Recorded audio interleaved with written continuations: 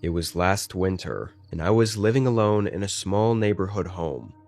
It was one of those places where everything beyond the backyard turned into trees and undeveloped land. I'd lived there for about a year by then, and never really had any issues.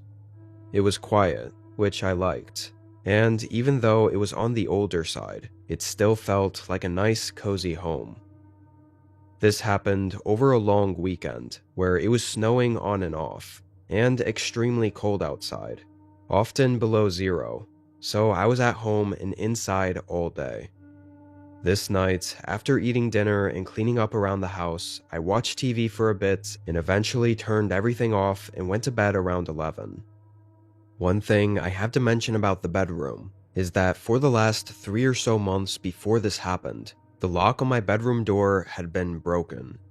It was one of those push locks, and I just noticed one night that it didn't work.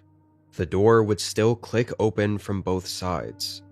But I had put it off for all that time because it just didn't seem important. I lived alone, so I didn't have family members or roommates that I was trying to keep out of my room. As long as all the main entrance doors were locked, my bedroom door really shouldn't matter. The hassle of buying a new one and changing it out just seemed really unnecessary. That being said, sometime later in the night, I woke up suddenly. My heart was beating quickly for some reason, and although the house was pitch black and quiet, I could faintly see that my bedroom door was cracked open. I could feel the alarms going off in my head, but at the same time, I knew there was a chance the door just didn't close properly and happened to make its way open. Maybe the cold winds slightly shifting the house caused it. I got out of bed and walked over, not wanting to turn the lights on, hoping I could just close it and get back to sleep. I shut it and double-checked it was latched in the doorway, then got back in bed. But as I laid there, I could tell something in me wasn't satisfied, like my gut knew there was more to this. I kept opening my eyes and looking around the room, although seeing nothing but shadows filling every corner. I probably stubbornly laid there, hoping to pass out eventually, for 30 minutes, before something moved in the house.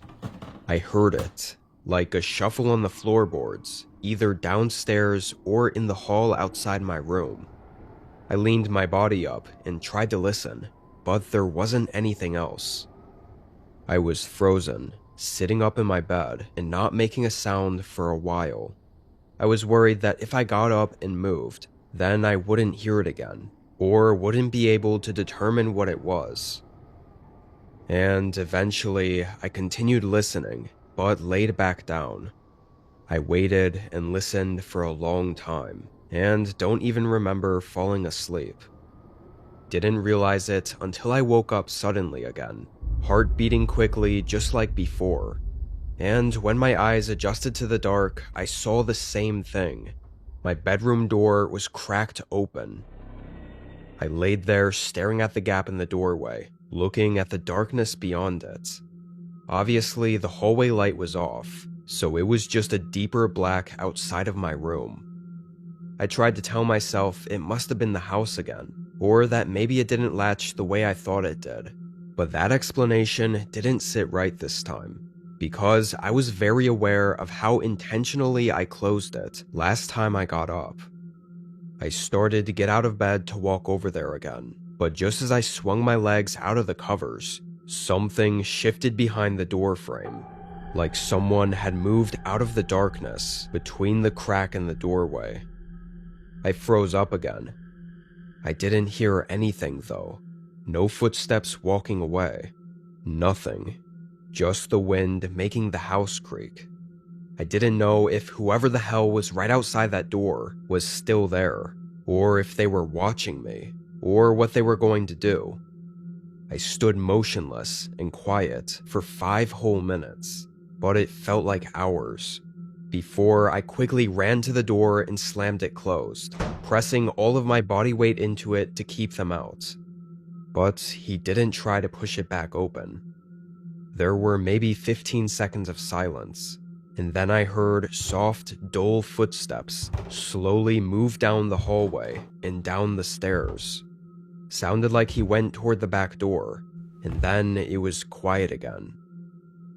I quickly called the police, and thankfully I can say nothing else happened during the 10-ish minutes I waited for the police to make it and search the house.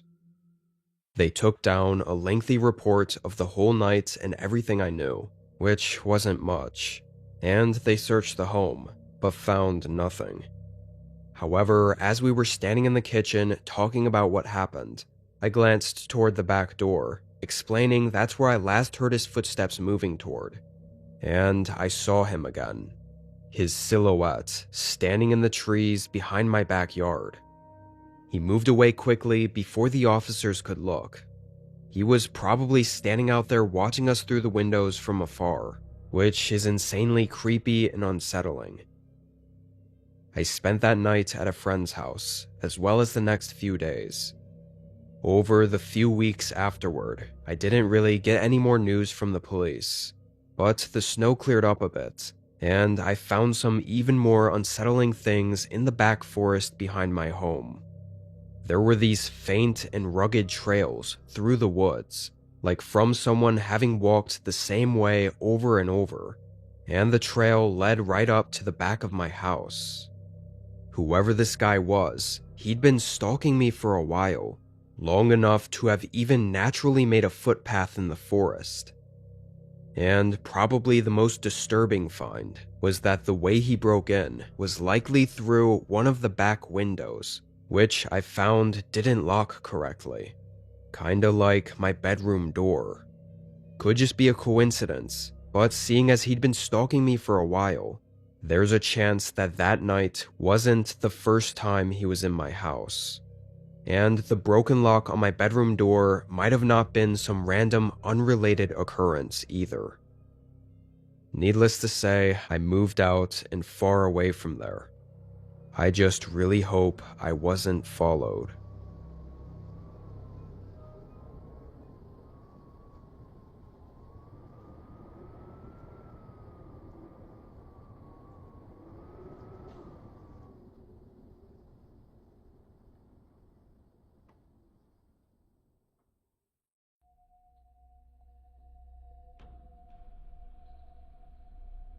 I was somewhere in northern Oregon when it happened.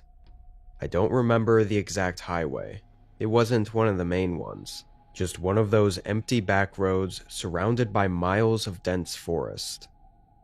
I'd been driving for hours, with the music low and the windows cracked to keep myself awake. This was supposed to be a pretty standard road trip, I guess, just seeing a few places, driving around, and clearing my head from all the noise.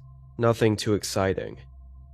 I'd been paying relatively close attention to my gas gauge, checking every so often, and trying to fill it up when it was around a fourth of a tank. But I guess this time I pushed it too far. When the warning light came on, I figured I still had plenty of miles left to make it to the next gas station. I even checked my phone for the next station and put my directions on it, and it said 45 minutes away. Not ideal, but I thought I would still be fine. Definitely was slightly nervous though, seeing as there were no other closer options, even if I were to do a U-turn. Anyway, I kept driving, glancing down at my phone a while later and seeing it was at 35 minutes. Then I checked again maybe a few minutes later, seeing it still said 35 minutes. I remember staring at that number, wondering if it was even accurate anymore. Surely it was just an error or something. I checked another couple minutes later, and that's when I fully realized that the GPS wasn't updating at all. It was stuck at the 35-minute mark, and the little car icon wasn't moving either. I started messing with my phone, trying to reset the directions and clicking every button. But before I could get it working, my car sputtered. I felt my stomach drop. I hoped it was just a quick one-time thing from being low on fuel and not empty. Only got 30 seconds further before it sputtered again, and then again, and completely cut out. Wouldn't turn back on even in the slightest.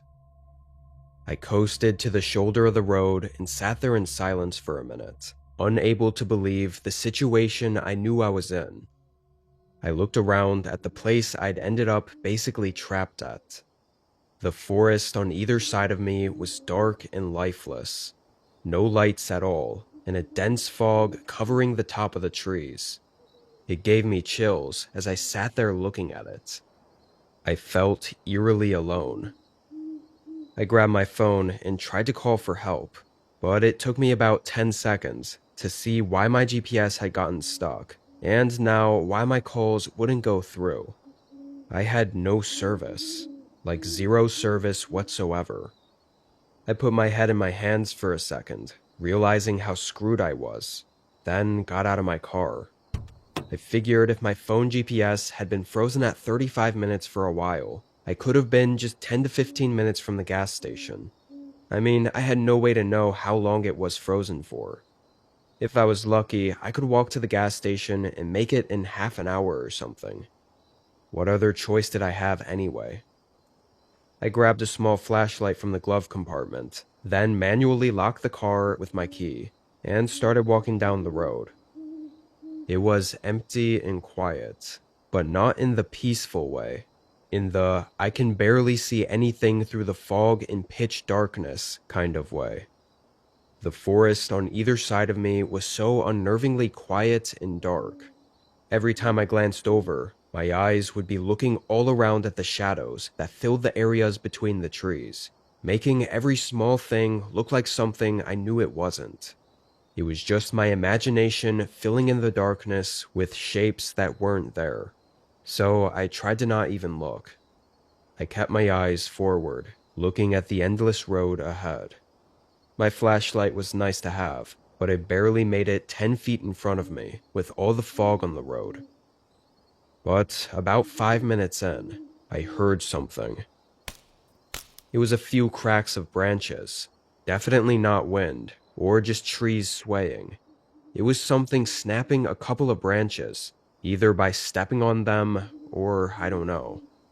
I stopped walking. The forest went dead silent. I pointed my flashlight out there and stared into the darkness. The longer I looked, though, the more uneasy I got, seeing those shapes again and knowing something could be out there looking back at me. Like if I continued to stare for too long, something would happen. So I looked away and kept walking, a little more rushed though, at least to get away from that area. A few minutes later, I noticed something on the right side of the road up ahead. At first, all I could see was a large shape laying near the trees. Thought it might have just been a fallen tree or something. But as I got closer and could get my flashlight to light it up a bit, I realized it was a car. An old beat-up sedan, halfway lodged into the forest, way past the shoulder of the road. But strangely, it didn't really look like it had crashed there. Looked more like whoever it was had driven it slowly down to the edge of the tree line, and then just left it there. The driver's side door was open slightly, and the car looked like it'd been there for a while, weeks or months even. And it was far enough off the road that unless you were walking along the secluded stretch like I was, then there was no way any cars passing by would notice it. Seeing that car lit up in my flashlight made me really disturbed. The thought that someone else had been here, maybe also run out of gas, or broken down or whatever. And whatever happened afterward clearly wasn't good if the car was still abandoned here. I didn't call out or shine my flashlight into the trees. I don't know why, but again I had this overwhelming feeling that if I looked for too long, something terrible would happen. And just when I thought that, and realized I needed to keep moving, there was another sound from the woods. A rustle in the bushes, near one of the trees behind the car. And then another. I turned instinctively toward the noise, and for a moment I thought my mind was playing tricks on me again. But no. I saw something. Not clearly, not faces or details. Just figures moving between the trees. More than one. A group of people running through the forest just outside of view. My whole body went cold. I started speed walking down the road. Not running. I almost had this instinctual thought that I didn't want to look like prey and show I was panicked by sprinting. But I walked faster than normal. I tried to act like I didn't hear the footsteps that started to match my pace in the forest. Multiple sets, crunching through the forest, following me along the tree line. I was genuinely too afraid to shine my light over there, or even look, scared of what I'd see. And somehow, through all of that going on, I never even heard or noticed a truck driving up behind me. Wasn't until the pickup truck stopped right next to me and a man yelled through the roll-down window that I got startled and realized he was even there. It was some regular-looking, dusty pickup truck, and the man looked maybe 50, with gray in his beard. He looked tired, but not necessarily threatening. "You stranded. What are you doing walking around out here? You're a long way from anything." I was so shaken, I just answered truthfully, saying my car ran out of gas and that I hoped I could walk to the nearest gas station. The man almost let out a short smirk, like I was crazy. "Hop in. I'll take you to the station. Think you're a lot further than you think you are." During this whole conversation, every sound and movement in the forest had stopped, and it was dead silent again. It was like everything paused for those 30 seconds. I hesitated, but decided to get in. Hitchhiking out there in the middle of nowhere was not something I ever thought I'd do, but the alternative of staying alone out there on the side of the road with whatever the hell was going on seemed worse to me. Felt like it was a risk either way. But it paid off. The old man really was just trying to help, and he seemed just as cautious as I was about the whole hitchhiking thing. He said he never offered rides, but that he lived on a farm an hour north and takes this road a lot, and had never seen someone like me wandering at night like that, and knew something could be really wrong. I didn't mention what I'd seen or heard out in the forest, not wanting to sound like an insane person. The drive to the gas station took way longer than I thought, nearly 25 minutes. Would have taken me hours to walk there, if I even made it past that forest. And when we got to the gas station, the man gave me a pat on the shoulder and wished me luck. That was it. No weirdness, no strange comments, just a guy helping someone out. I headed in and bought a gas tank, then took the clerk's advice to call the police to help me out, now that I had service. He said the sheriff's office around here was kind, and would give me a lift back to my car and make sure everything was okay. Thank God I did, because getting dropped back off at my car at night alone would have been awful. And when the cop drove me there, we found my car, except it had been moved. It was off the shoulder and on the edge of the forest, almost exactly like the other car I'd found out there. Someone, or that group, had pushed my car down there, like they didn't want anyone else to see it. That's when I told the officer everything. Anyway, that whole night became a mess. But to sum it up, the police wrote a report and did a bit of searching, but nothing came of it. No suspects, no nearby houses, and no one else had seen or heard anything. Even the other car they found had no plates on it or identifying information. There's really no saying what those people out in the forest were there for, or what they would have done if that pickup truck hadn't shown up exactly when it did.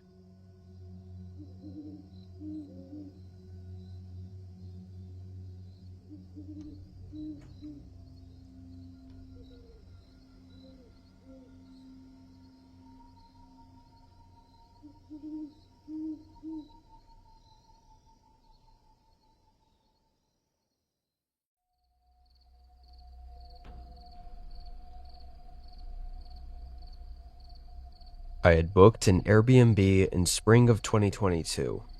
It was a small getaway cabin in a forest with several other identical cabins spread throughout the owner's land. There were some very faint trails or paths leading between all the cabins, but none of them were marked, likely only there from when the owner was building them and moving through the forest constantly. I had nothing exactly planned for this trip. It was only 3 hours from my home, and I just thought it'd be nice to spend some time away and hang out in the woods. I slept in on my second day, waking up at noon, making some coffee, and relaxing inside by the fireplace. Just before sunset, I threw on a hoodie and went out on a walk. I wasn't sure exactly where I was going. I was just following a thin path in the forest that was behind the cabin. I assumed it would take me to one of the other cabins though, and hopefully loop back around. At some point on this trail, once I was a bit deeper in the woods, I noticed some people standing out in the forest, maybe 200 or 300 yards out. Pretty far, but the way they were standing was odd. It was two men standing motionless and looking down at something on the ground. It didn't look like they were talking or really doing anything, except looking at something on the forest floor. It was weird enough for me to sort of watch them as I kept moving along the trail, eventually getting too far to see them anymore. Had to be just two guys from the other cabins wandering the forest, and from my distance, it might have looked stranger than it was. At least, that's what I hoped. I kept walking for another few minutes, but I started to notice this trail wasn't really looping or curving at all.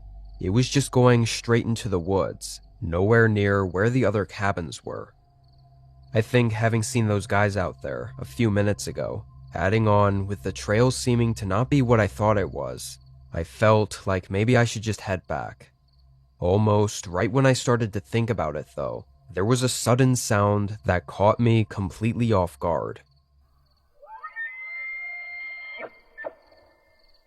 It came from behind me and sounded like some strange scream, or maybe animal call, kind of like an elk bellowing, but something about it felt unnatural.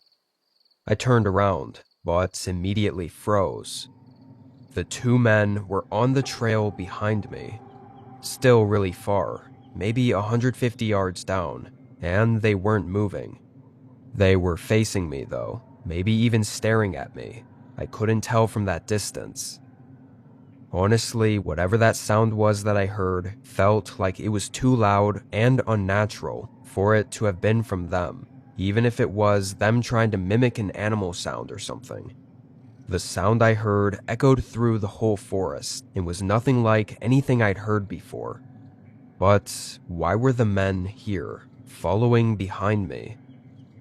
After standing there looking at them for about 10 or 15 seconds, I started taking a few steps back, and that's when they suddenly walked off the trail and into the trees. They continued until they were out of sight. I didn't really move for a few minutes, because I'd have to go down to where they were to get back to the cabin, so I wanted to make sure they were really gone. I definitely didn't want to go further down the trail either. After 5 minutes, and being pretty certain that they were away from the area, I hurried back down the path and got to the cabin. I thought about messaging the Airbnb host and asking if they knew anything about that path, or the two men, but I figured that might sound sort of strange and unnecessary. I kept it to myself, throwing some wood into the fireplace and taking a breather. The sun was mostly set by then, so the rest of the night I didn't plan on leaving the cabin. Not that I would have anyway, after what I saw out there. I made some tea and sat by the fireplace.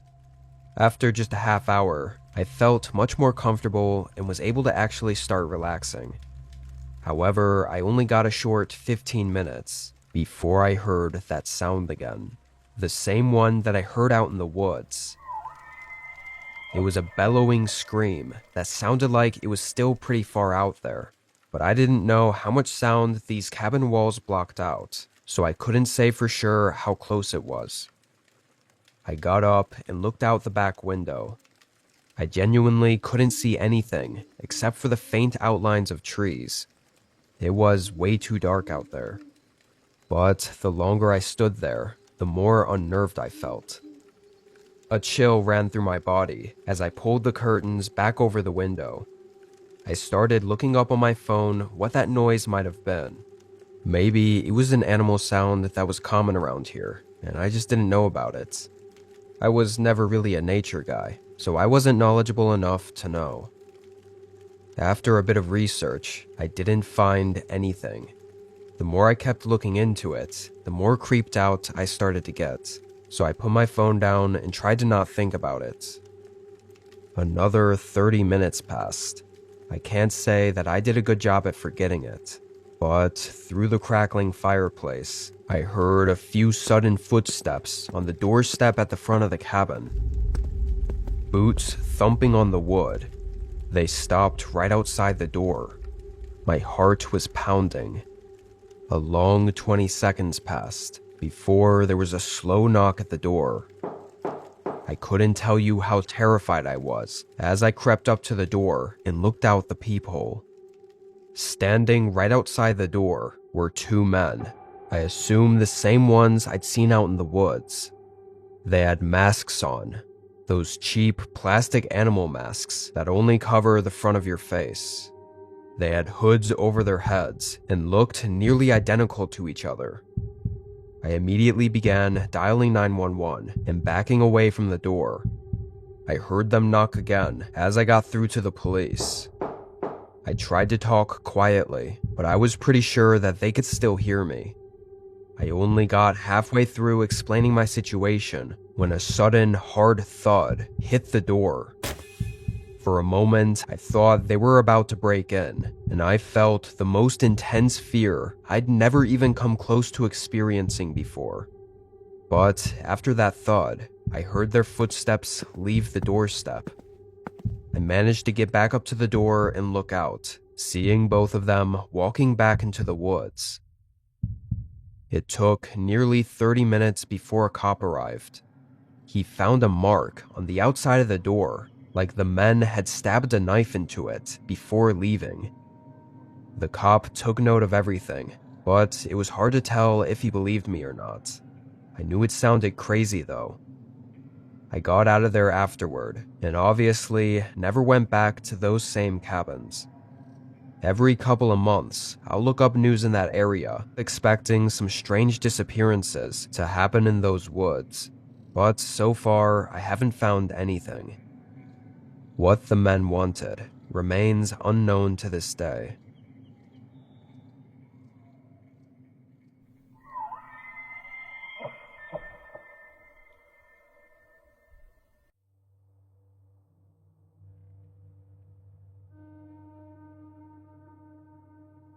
I was taking a road trip with my good friend Carter to visit some other friends from college. The drive was pretty far, about 15 hours, but we thought with the both of us, we should be able to do it in one long go. I started driving first, then about 4 hours in, Carter took over. The plan was for me to sleep while he drove, but I genuinely couldn't. I don't know what it was, but I was never able to get comfortable. So by the time it was my turn to drive again, I was pretty tired, maybe even more so than I was before he took over. I was still able to keep my eyes open and pay attention to the road, but somehow I never noticed the gas tank getting really low. We were driving Carter's old Chevy, which didn't have the fancy tech to alert you when your tank is low.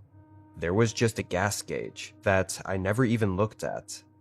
Wasn't until the car started sputtering that I quickly realized we had nothing in the tank. Carter quickly woke up and started searching on his phone for the nearest gas station. But not even 30 seconds later, I had to pull off the highway because the car wouldn't accelerate anymore. I felt so stupid. Even worse, Carter said the closest gas station was 4 miles up the road. We were kind of in the middle of nowhere. It was just plains all around us, and there were no other cars on the road. We talked over our other options for a few minutes, but ultimately Carter decided he'd walk to the nearest gas station and bring back a canister, while I stayed and just watched the car. Maybe not the best plan, but it felt like a waste to call for help and have to pay $200 just for some gas, when the station was still within a walkable distance. Although it was 1 a.m. and dark outside, Carter didn't seem bothered as he left the car and started heading down the road. Within a minute, he was out of sight. I sat back and basically just thought about how stupid I was for getting us in this situation.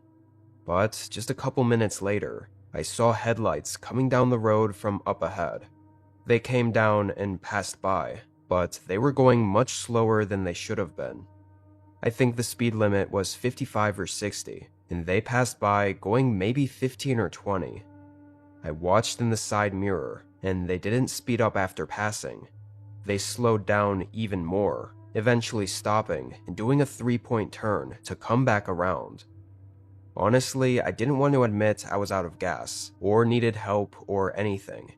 And I didn't have to. They came back down the road and passed by, even slower this time, like maybe 5 miles per hour, probably staring through the windows at me, before picking up speed and heading back the way they initially came from. What was that about? I kept my eyes glued to the road for the next few minutes, waiting to see if they came back around or not. I had a pretty bad feeling about it. Maybe it was just my gut, but I started to think something could go pretty wrong soon. I got my phone out and called Carter. I just wanted to let him know, and maybe to hurry up if possible. But the phone rang all the way through. He didn't pick up. That definitely made me worried, but maybe he just had his phone on silent, or lost service along the road. I waited a minute, then called again. Still nothing. At this point, I definitely wasn't being rational, but I made the decision to ditch the car and try to catch up with Carter. I think it'd only been 10 or 15 minutes since he'd walked away, so if he was still walking, surely I could jog and catch up in just a few minutes. I got out and made sure to lock the car, then started jogging down the side of the road. It was real quiet out there. So quiet that every time I took a break from running, I'd notice the ringing in my ears, only because there was not even the slightest sound to drown it out. I jogged for 15 minutes. I thought I would have caught up to Carter by then, unless something made him start jogging or running for some reason. I decided to pull out my phone and call him once more, and it was just then that I heard the sound of it ringing. It was very faint, in the distance, somewhere off the side of the road. I looked out at the nothingness past the shoulder of the road, and just barely, I could see a light glowing in the grass. My body tensed. "Carter?" He didn't respond.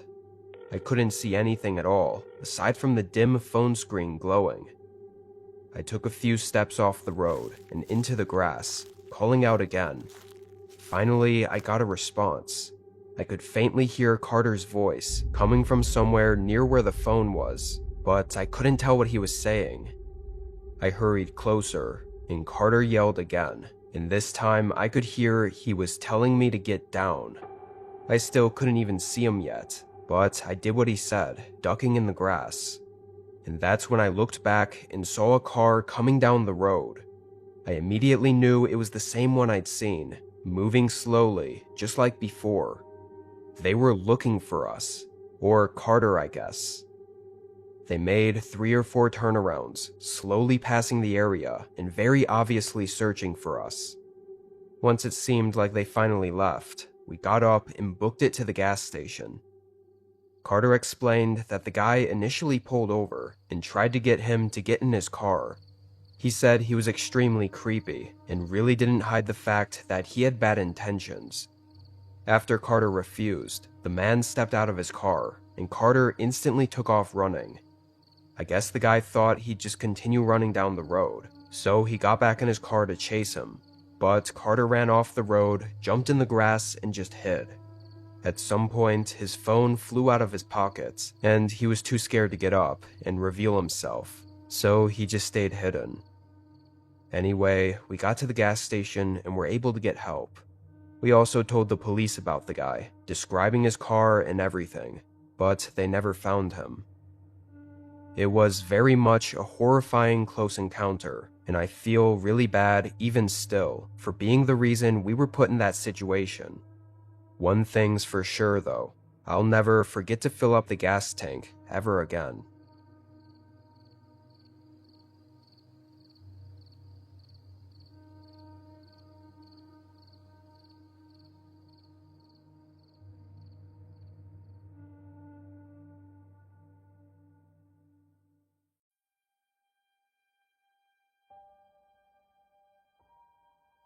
Just last year, I'd gotten a promotion at my job.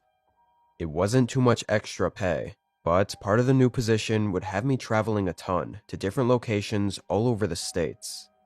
I was single and really had nothing else going on at the time, so I was really excited to travel. As for where I'd stay, it was always pretty random. Sometimes hotels, sometimes resorts, and every once in a while a small Airbnb. I'm not sure why they switched it up every time, but I thought it was interesting at the very least. Anyway, this week I was heading to a new town to visit their department of the company, and I was booked for an Airbnb nearby.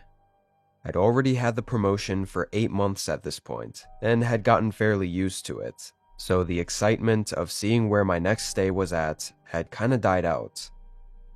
Once the plane landed, I got my rental car and started heading to the address of the Airbnb. I noticed right off the bat, though, it was farther than usual from where the company building was. Usually, if it was an Airbnb, it would be because it was very close to where the site was. But I think this time, the drive took 40 minutes. And when I arrived at just about 1 a.m., I thought there was a mistake. The place was huge. I mean, at least 4,000 or 5,000 square feet, with a huge yard and everything. I had to triple check this was the right place, and it was. I got everything inside, and I have to say, although the outside looked really nice, it definitely didn't look quite as good on the inside. Maybe just a bit old-fashioned for my taste. Still, I couldn't complain. There was a ton of space, way more than I could ever use. After the long flight, I was too tired to explore the entire place right away. I just brought up all my stuff to the bedroom, turned off the lights, and got in bed. As I laid there, I noticed how creaky the house was. It felt like it was making a lot of noise. Nothing concerning, but just these creaks and thumps in the walls. I thought it must have been just how bigger houses were. I mean, I wouldn't be one to know. I don't think I'd ever been in a house this big. But unfortunately, I'm a pretty light sleeper, so the constant noises kept me up long enough to realize I needed some water. I hadn't even eaten or drank anything since the flight. Sort of frustrated that I had to get up, knowing it'd only make it harder to sleep, I tiredly got out of bed and headed through the long hallway and down the steps to the kitchen. Strangely, once I was downstairs, all the creaks and thumps I'd been hearing for the last hour were gone. Like at some point between me getting up and moving from the bedroom to the downstairs hallway, all the sounds stopped. It was one of those moments that had me scratching my head, like what were the chances of that? Anyway, I grabbed a glass of water, not even bothering to turn on any of the lights, and headed back upstairs. I was able to fall asleep after that, as the rest of that night I didn't hear any more sounds or noises. In the morning, I only spent maybe 30 minutes there, waking up late and still tired, but having to rush out of the house to get to work. After being at the office all day, I went out with a couple guys from work to get drinks, so I actually didn't get back to the Airbnb until sometime past 11 p.m. I headed inside and sat on the sofa, relaxing for a minute. I was exhausted, but I remembered I still hadn't yet checked out the rest of the house. It felt almost mandatory to at least give it a look around, so I got up and just casually walked through the rooms. Walking through it, I honestly couldn't think of much use for an Airbnb this large. I even got so curious that I looked it up to see how much it was, finding it was actually priced the same as other much smaller places in the area. which I found to be a little odd. Also, it looked like some parts of the house weren't reset from the last guest. It looked clean, but some pillows were all over the couch, and some of the chairs and stuff were just in random places. It kinda looked like someone had just been here. And the most strange thing was that one of the kitchen chairs was pulled out. I was in there for a minute earlier that morning and never sat down, and I could have sworn all the chairs were pushed under the table before. Must have just overlooked it, I thought. I pushed it back under the table. After the quick 5-minute tour of the house, I figured it best to take a shower and head to bed for the night, as I had another long day tomorrow. I turned off all the lights, went upstairs, showered, and got in bed. I was just on the verge of falling asleep when a familiar sound suddenly came from below me. It was those creaks. They suddenly started again. The fact that I was just about to fall asleep made it 100 times more obnoxious. I sat up and listened, and even though I was annoyed, a part of me felt like it didn't sound like your typical house noises, so it made me a little uneasy as well.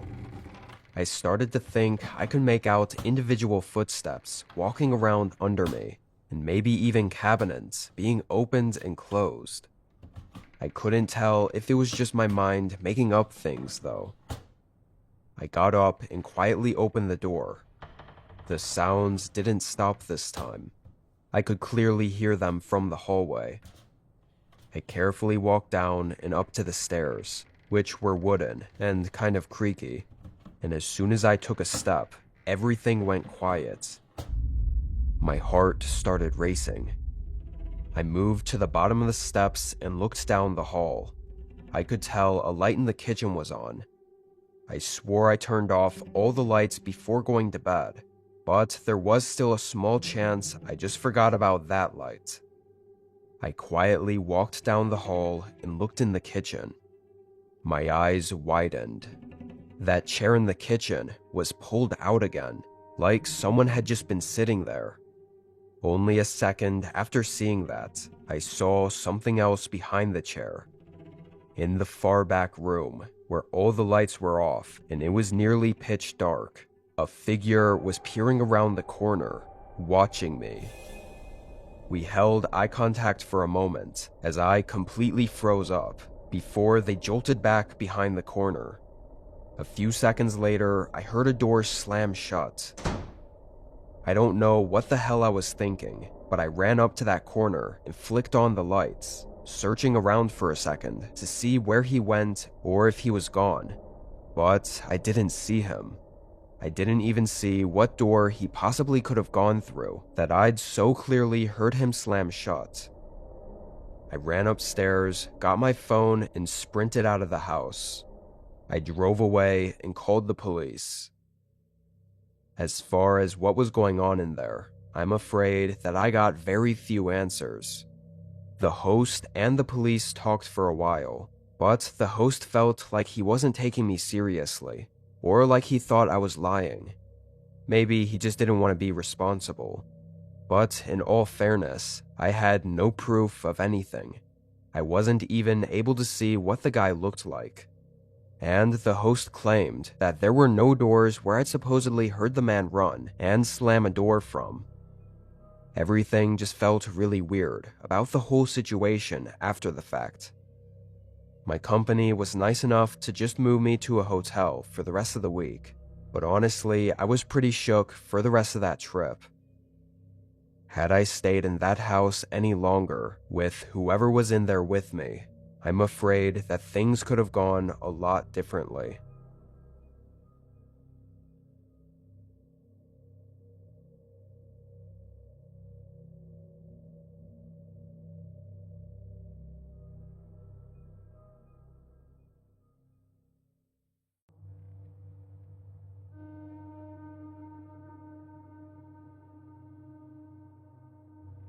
I was 28, living alone in a small city after getting laid off from my longtime job.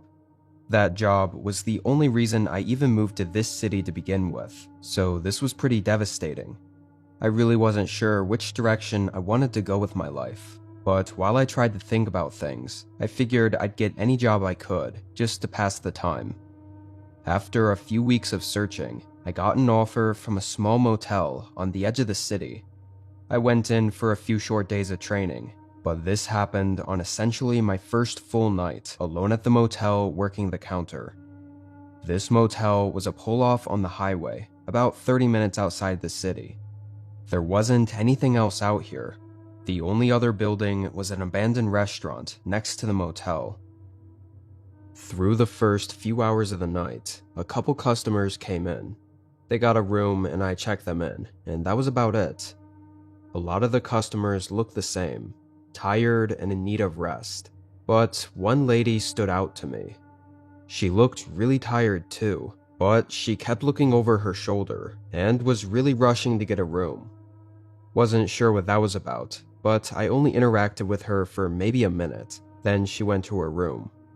Then there was a long time where I was alone. I just sat behind the counter, staring out the doors at the empty highway. Barely any cars even passed by, so I figured the night would be really slow. That was until a man walked in. I never saw his car pull into the motel, so I thought he must have been a customer that had checked in earlier before my shift had started. However, he made it clear right away that that wasn't the case. He asked how much the rooms were, and if any were available. Yeah, we have plenty of rooms. Did you want me to check you in for one tonight? He looked like he thought about it for a second, but his eyes kept glancing beside me. Eventually, he responded no thanks and walked out. After he left, I looked over my shoulder, trying to figure out what he kept looking at. The only thing over there was the key wall. That's what I called it anyway. Basically, it was just a bunch of pockets holding the keys to the rooms. This was an old-fashioned place, not having the fancy key cards that all the hotels have nowadays. Anyway, when he walked out, I kept my eyes on the door, wondering if I'd see his car drive away, but I didn't. I thought it was extremely weird because there was almost no way he walked here.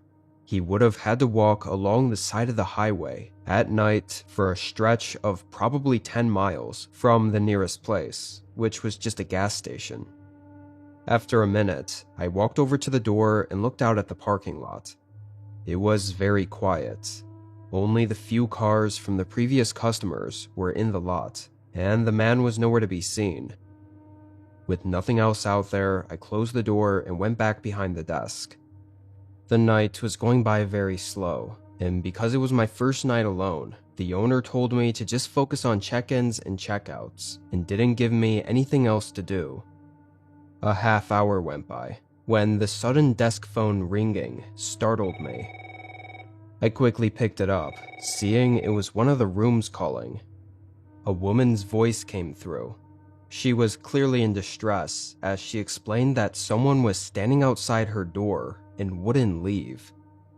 I quickly got up, and immediately when getting outside, I could see that whoever it was, they weren't there anymore. I hurried up to the woman's room, which was on the far end. When she answered, she looked really nervous. I asked if she knew the guy, or if he said anything, and apparently the man didn't speak at all. She saw him outside her window and asked him to leave, but the man wouldn't, and that's when she called. When the woman described him, though, I immediately knew who she was talking about. It was the guy from earlier. She described him exactly as I remembered he looked like. Kind of tall, and really dead-looking eyes. Now, I asked her if she wanted me to call the police, but she was very adamant about me not calling authorities, saying she didn't want to deal with any of that and was leaving in the morning anyway. She just wanted me to tell them to leave if I saw them. So that was it. I went back to the main room. For the next 2-ish hours, I thought a whole lot about the situation. Like, what was the guy doing here anyway? And why was he standing outside the room? I thought he might have been drunk, though when he came in earlier, I didn't get that feeling. Whatever the case, In the middle of the night, I suddenly heard some commotion. It sounded like a bunch of stuff getting knocked over and thuds against the walls that radiated through the whole motel. I quickly ran out the door. From there, I saw the woman's door at the end was wide open, and the noise was coming from inside her room. I ran over. Looking through the doorway, I could see the woman being cornered in the room, with the man standing in front of her, blocking her from leaving. I yelled, but I was so full of adrenaline, I don't even know what I said. He instantly turned around and looked at me. His face was full of anger, and his eyes were bloodshot. After seeing that, I was terrified. He came barreling toward me, and I just backed out of the doorway, but he ran straight past me. I saw him run out into the highway, and then disappear into the woods on the other side. I quickly made sure the woman was okay, and thankfully I'd gotten there before he'd been able to do anything to her. I then went back to the office and called 911.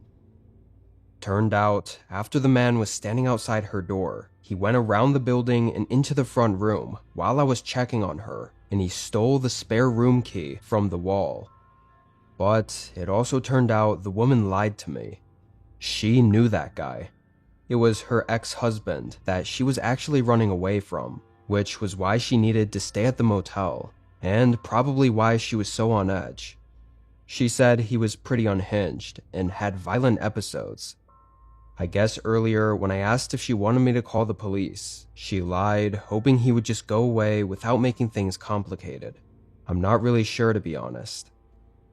That night was definitely one to remember though, and not in a good way. I can't help but think how things could have gone differently, or what would have happened if he didn't just run away. Who knows what he was capable of. Surprisingly, I kept the job and stayed there for a few months, but it got really uncomfortable having to deal with really strange people pretty much every night, so eventually I got out when I could.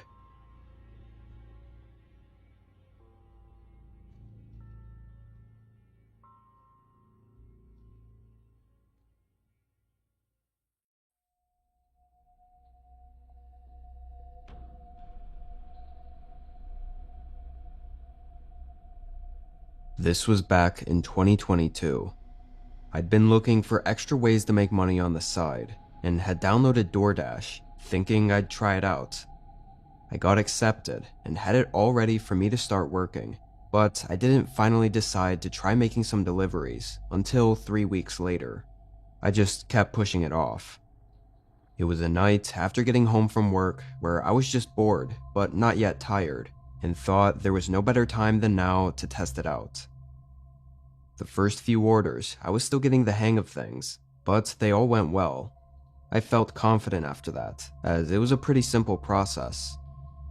It was around 3 hours in, and I think just past 12 AM, when an order popped up that was different from all the rest. It had a massive estimated tip of something like $30 to $40. That was just about as much as I made in the last 3 hours of working. I didn't even think twice before quickly accepting the order. It was from a 24/7 McDonald's, the only one in our whole town. It was right on the edge of the highway that led out of town and into what I considered to be the middle of nowhere. Once I picked up the order, I realized that was exactly where the order was taking me. I didn't make it 2 minutes down the road before getting a call from the DoorDash customer. He sounded older than me, like maybe in his 30s, and he didn't seem to be in a good mood as he told me to confirm the address. A little confused, I just read off the address the app was taking me to. After I said it, there was a pause. The man didn't say anything. I was gonna ask if it was correct or not, but he hung up right away, without saying a word. I thought it was pretty odd that he was clearly in a bad mood, and didn't respond to me, all while offering a huge tip, as if he were a nice guy. Maybe it was because he wanted me to take extra care of his order, but even that seemed excessive. Whatever the case, I just kept driving.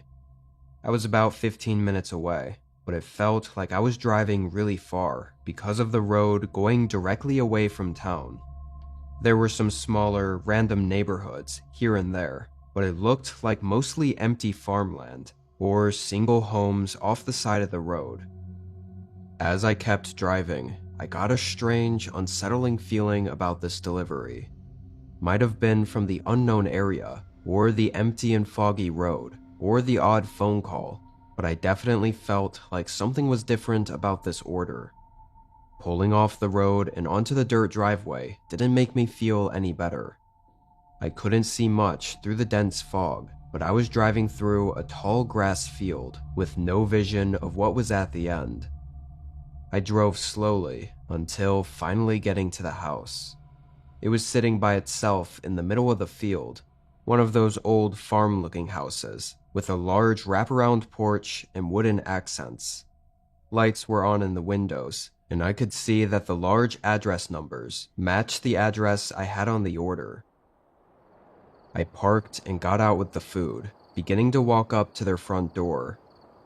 It was hard not to notice how quiet it was out there. No sounds whatsoever, except for the slight breeze cutting through the tall grass. I didn't even hear anything inside the home, like a TV or people talking.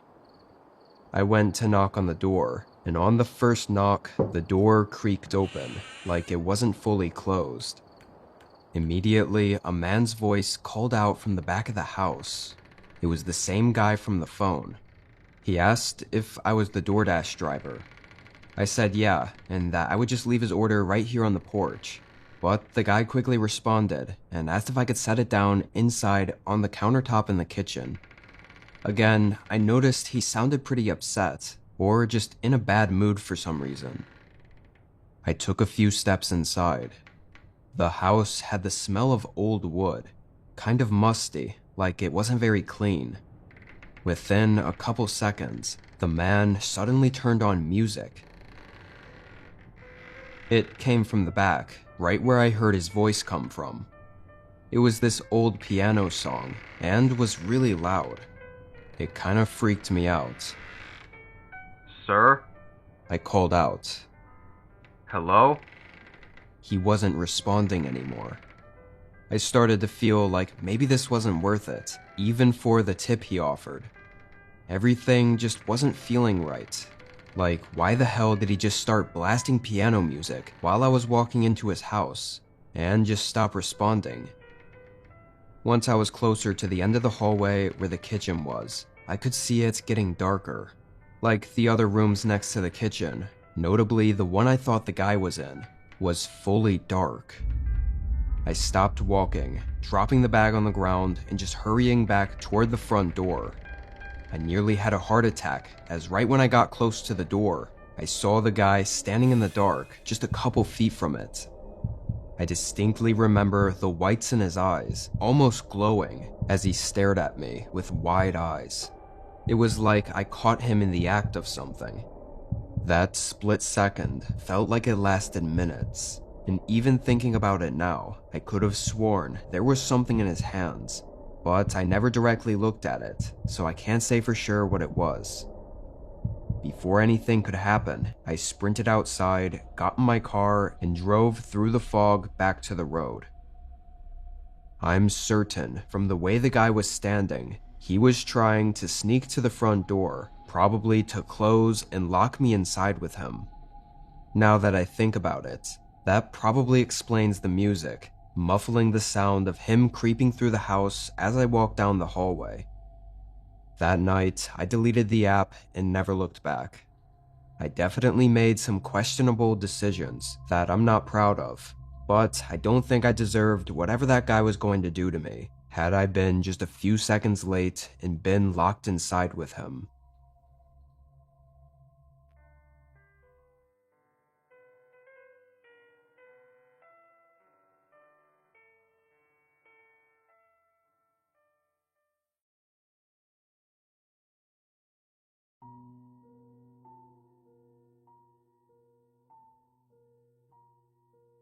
Last fall, my sister went on a trip over Halloween weekend. It was for some sort of party she was going to. But she was flying there, so taking her dog Milo wasn't really that convenient. She'd be gone for only a couple days though, and I offered to watch Milo while she was away. The apartment I lived in didn't allow pets, so rather than bringing Milo to my place, I just stayed at her house for the weekend. I packed my work laptop and some other random things I might need, then headed 30 minutes down to the house in the morning. Just an hour after arriving, my sister left for her trip. Now, Milo was a really easy dog to look after. I'd done this a bunch of times before. He was super sweet and wasn't all that loud either, despite being a German Shepherd. He was getting older, so most of the time he just hung out in whatever room I was in and relaxed while I worked. So I set my laptop up in one of the spare bedrooms and started my workday. Milo laid in his doggy bed right next to my desk, just out of the corner of my view. There wasn't much going on for several hours, aside from me working. But oddly, throughout the day, he kept perking his head up.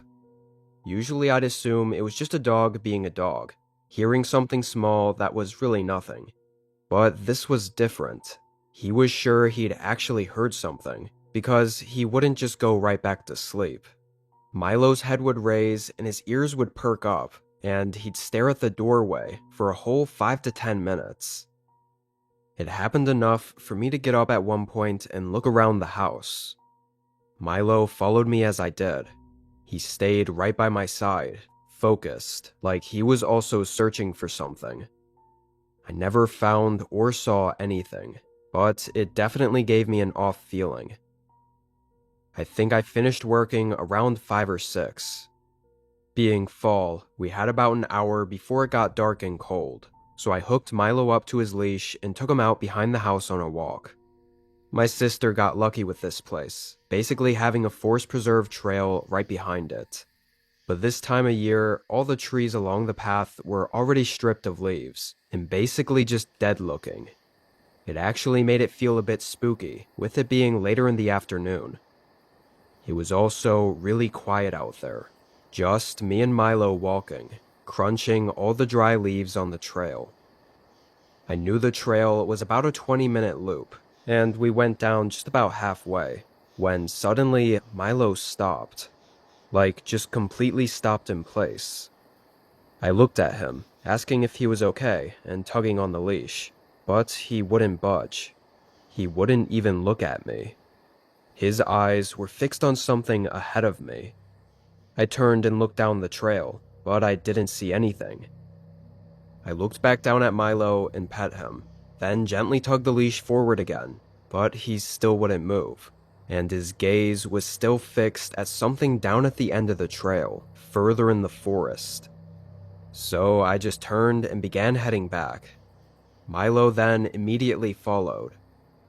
The rest of the walk to the house, he kept looking back, but never once stopped to sniff or anything.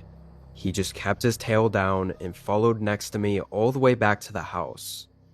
It made me feel really nervous, seeing him being nervous. I wasn't so sure though whether it was him I was nervous about, or about whatever he was so scared of. I ended up calling my sister and talking to her for a bit after getting back inside, asking if she might know why he was acting like this, but she had no clue. Even throughout that phone call, Milo was attached to my side. It made me feel unsettled or uneasy, like he was aware of something that I wasn't. I started walking the house again as I thought about it, and casually looked out a few of the windows, but it wasn't until I got back upstairs to the spare bedroom that I looked out that window and saw something weird. It was just for a moment, but I thought I saw someone out there.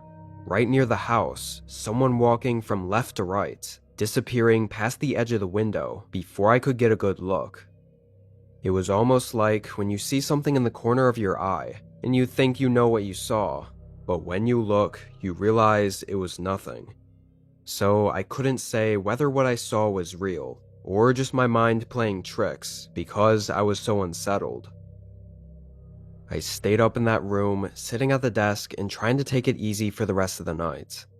I watched some videos on my laptop and kept an eye on Milo. He stayed quiet, laying near me and seeming exhausted from the day. For the next 2 or so hours we were up there, nothing much happened. Milo was passed out, and I was just watching YouTube and trying to relax. Even with all the strangeness going on, I was able to sort of separate my mind from it. Not that I totally forgot about it all, but I guess I thought it just wasn't anything serious. Once it was late, I started getting ready for bed and brought Milo downstairs to let him outside one more time. I opened the back door and flicked on the lights. Milo was hesitant, but still went out.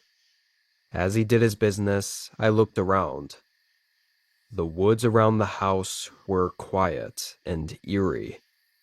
I watched Milo walk toward the trees, then stop and turn.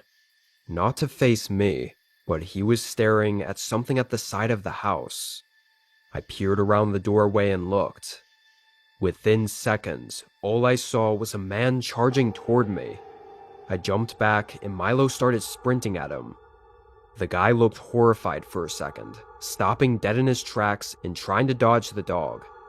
I thought Milo was actually about to attack the guy for a moment, but at the last second he backed off and started barking and growling while listening to my voice and running back inside. I closed the door and locked it, and before I could see anything else, the guy was gone. Just like that, in a matter of seconds, everything was quiet again. I quickly called 911. To be fully honest though, the cops were no help at all. They shined their lights around, but that was about it. However, as we were talking about what had happened, I was playing around with the door and happened to find that the lock on the back door actually didn't work. The lever would click and everything, but it would still open. My sister was sure it was never like that before. That night, I took Milo to a hotel, and we spent the next day there. Based on Milo's behavior, I think the guy was probably watching us all day, and even following us out in the woods on our walk. But also, there's a chance he had been inside the home before, maybe even during the day while I was working. I keep thinking back to how Milo was constantly looking at the doorway, and the lock on the back door not working seems to be a really big coincidence. But Milo definitely startled him, enough to get us both inside safely and scare him away. I'm actually quite surprised though, because my sister hasn't had anything weird happen, or any encounters since then. It almost makes me think that the man wasn't there for her. Maybe he'd been watching me for longer than I knew, and found out I'd be alone at a house in the woods, rather than safely up in my apartment building with other people around. And so he thought it'd be his best chance to do whatever he was trying to do. Probably something horrible. Can't say for sure, but I've been on edge ever since.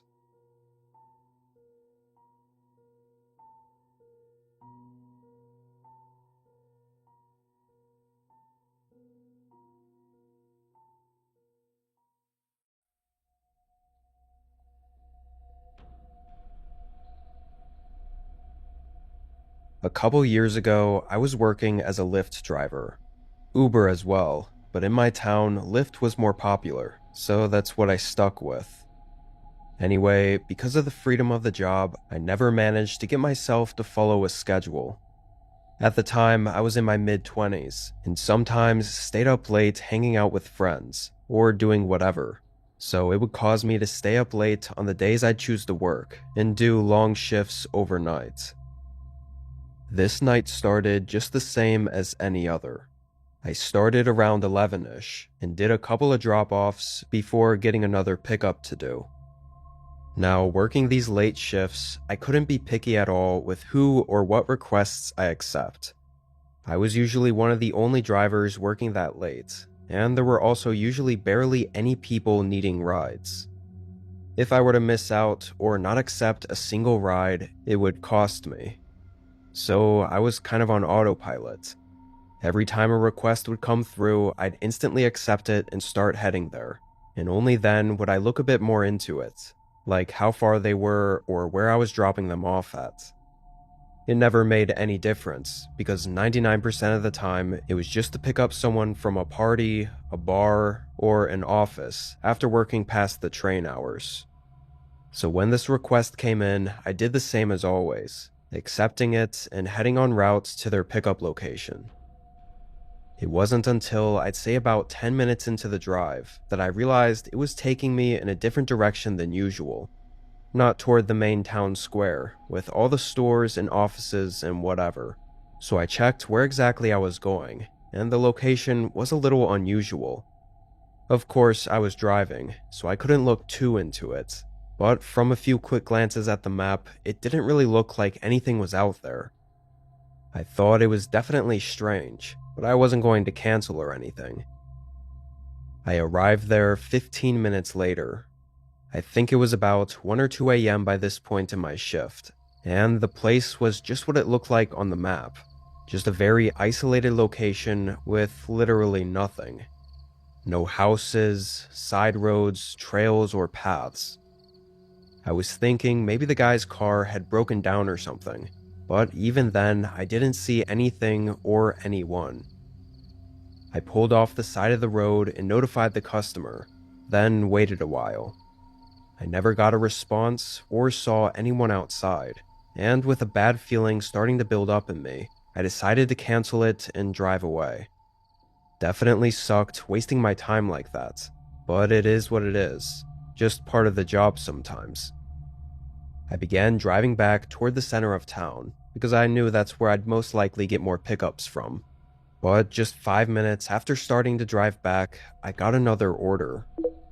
It was from almost the exact same place I was just at, but maybe a mile further down the road. Despite this seeming really suspicious, it actually wasn't at all to me. This happened every once in a while, where the location was just off or there was a mistake, and so after I'd decline it, the customer would reorder it right away. And usually the location would fix itself and everything would go smoothly the second time around. I didn't know why the customer didn't just reply to my messages, but whatever. I accepted it, actually glad this whole drive wasn't going to be a waste of time now, and turned around to go back. I passed the previous spot and went a mile further. Again, the whole road was empty and had nothing but sparse forested land on either side. However, this time, when I got to the new location, there was a man standing there on the side of the road. He wore regular jeans and a gray hoodie, and had a backpack or duffel bag slung on his shoulders. As I parked in front of him, I looked behind him, and saw nothing that he could have come from. No houses or anything. I wasn't sure how he could have gotten here, or what he was doing out here. He opened the door and got in. The drop-off spot he had marked on the map was only 5 minutes down the road. I hoped it was at somewhere that made more sense, but from the look of things, it was in just as barren a place as I picked him up from. As I drove, the man stayed quiet in the back seat, but he was looking at me a lot. Every time I'd glance in the mirror, his eyes were already on me. I felt an unsettling tension, and with how odd the situation already was beforehand, I started to overthink everything. Like, why were we out here, where he came from, and what he had in the duffel bag. All things I normally wouldn't care about, or even bother to think about. A few minutes later, I got to the drop-off spot that was marked on the map. It was nearly identical to the place I picked him up at. Nothing was around there at all. The silence after pulling up, both of outside and my passenger, had just started to give me a really horrible sense, and before I could say anything, the man told me to get out of the car. I looked back at him in fear to confirm what he just said, finding he already had a gun pointed right at me, and an uncanny, dead look in his eyes as he pointed at the door and repeated himself. I had no choice. I got out, and he followed, going up behind me and telling me to walk. He stayed several feet back, far enough to keep me from trying anything, and he led me off the road and into the forest. I tried to say whatever I could. I was truly terrified and fearing for my life. The man stayed quiet though, not responding or showing any bit of remorse for what he was doing. We walked deeper and deeper in. It started to get more dense with trees and a lot darker. Time didn't feel like it moved at a regular pace during this whole thing, but I think we walked for 10 full minutes, just going straight into the depths of this forest. But he suddenly said to stop. I stopped in place and could feel my time coming to a close. I was moments away from never being seen again, and my adrenaline flooded my body and just decided to take a chance and bolt deeper into the trees. He yelled stop again, but I just kept running. I used the darkness to my advantage, knowing that because he dragged me so deep into the woods, once I was farther away, he'd have trouble seeing me. I knew he was chasing though, because his voice followed behind me, not fading out. And then, suddenly, there was a gunshot. It rang through the whole forest, and the silence following it was deafening. That was it. He wasn't chasing me anymore. I think he must have fired it out of rage, or just to scare me, knowing I'd already escaped. From that point forward, I just walked in whatever direction. My phone, of course, was still in the car, so I was on my own.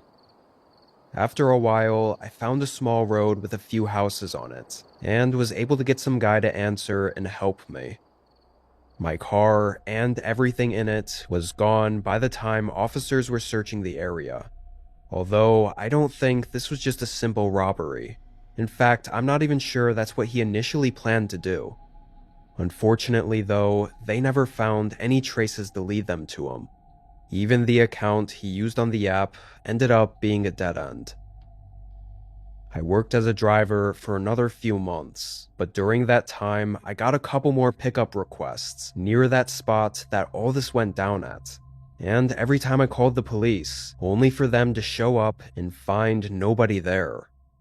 Eventually I realized I was so schizo and paranoid about it that I just found a different gig.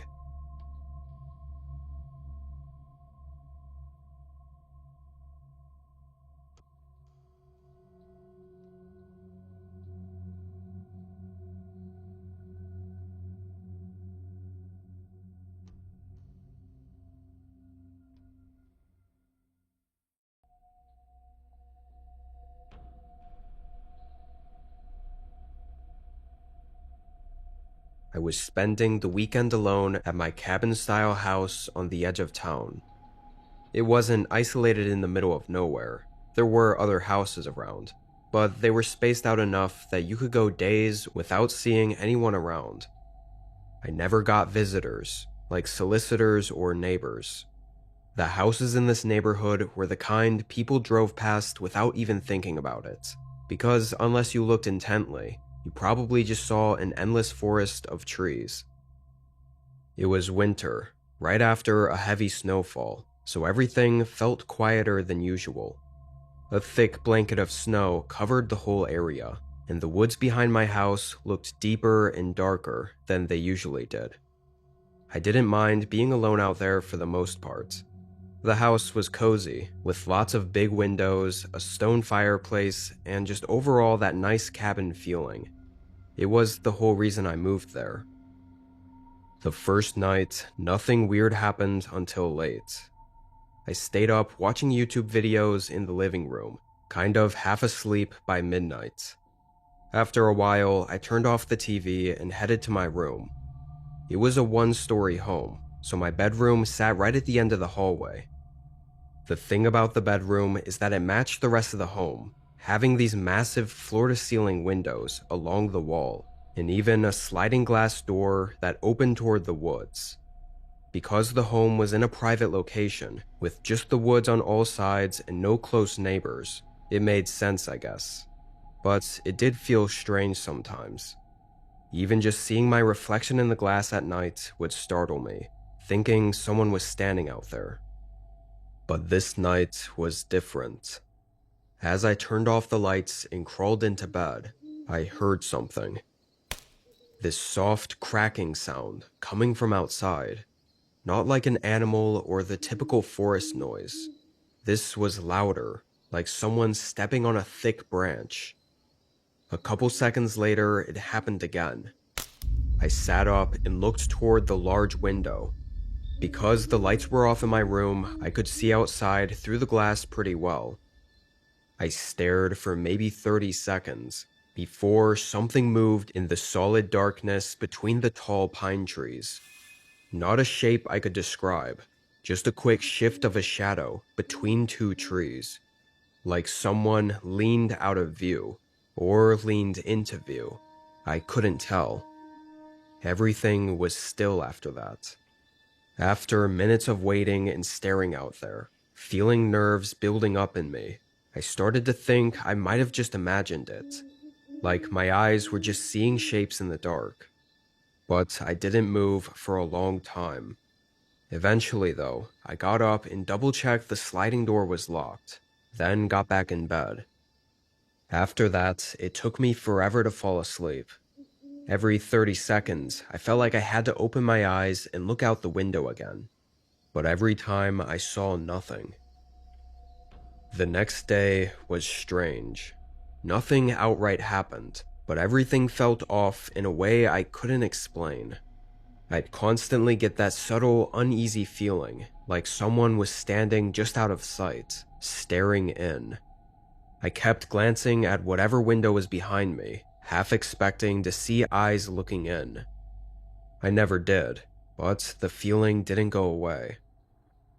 As it got later and became dark again, snow began coming down again, which eased my senses a bit. I think it made it even more unlikely anyone would be outside lurking around when it was cold and snowy, so I tried not to overthink. Around 10, I was watching TV in the living room, wrapped up in a blanket by the fireplace. The glow of the TV screen lit up most of the house, so I didn't even realize how dark it was inside until I left the couch to get a soda.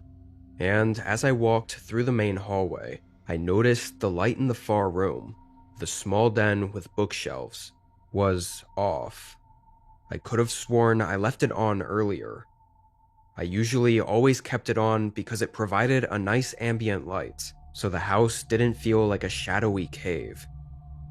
I went over and quickly flipped the light back on, figuring nothing of it, and getting my soda and sitting back down. I was maybe back on the couch for a minute, having just unpaused the TV, when I happened to glance over my shoulder. I wasn't even trying to check anything. It was just one of those automatic glances you do for no reason. But the light in the room was off again. I could feel the blood rush from my face. I stood up and walked down the hallway, just enough to see the switch from where I was standing. The switch was in the off position, physically flipped down. I just stared at it. Someone was in that room, and it was like they were trying to lure me in there. I started to back away. My phone was charging on the nightstand in my room, and my car keys were by the front door. I knew I needed to get both and leave immediately. I quietly moved to the other hallway and into my bedroom, grabbing my phone, but not before seeing something shift behind the glass. I looked up, and at first all I saw were faint footprints going through the snow behind the window, until it led my eyes to a large figure. A man, standing just a couple feet behind the window. He was entirely covered by the dark, but I knew he was looking in at me. I sprinted back down the hall toward the front door, getting my keys, and hearing not one but two sets of footsteps on the other side of the house. I opened the door and ran to the side driveway, where my car was. As soon as I got in, I saw that same figure come barreling around the house and running toward my car. I turned it on and fled for the main road, seeing his figure standing where my car just came from and watching me drive away. It took a little over 30 minutes for officers to arrive on my property. What they found was horrifying. Multiple windows were shattered, and the whole house looked like it had been destroyed on the inside. Doors and cabinets ripped from their hinges, furniture flipped over, and dents and tears in the walls. I told the police that I'd heard two people inside and saw one man outside, but the condition they left the house in, it was impossible to know how the two got in quietly while I was at home all day. I stayed in a hotel for weeks after that, getting the house repaired and putting it up for sale. I couldn't get over the feeling of knowing three people had been stalking me for who knows how long. And had I not escaped, I can't even imagine the horrible, disturbing things that would have happened that night. Even now, I have nightmares of me in that hallway, walking toward the room with the light off, knowing what was waiting for me just outside of view of the doorway.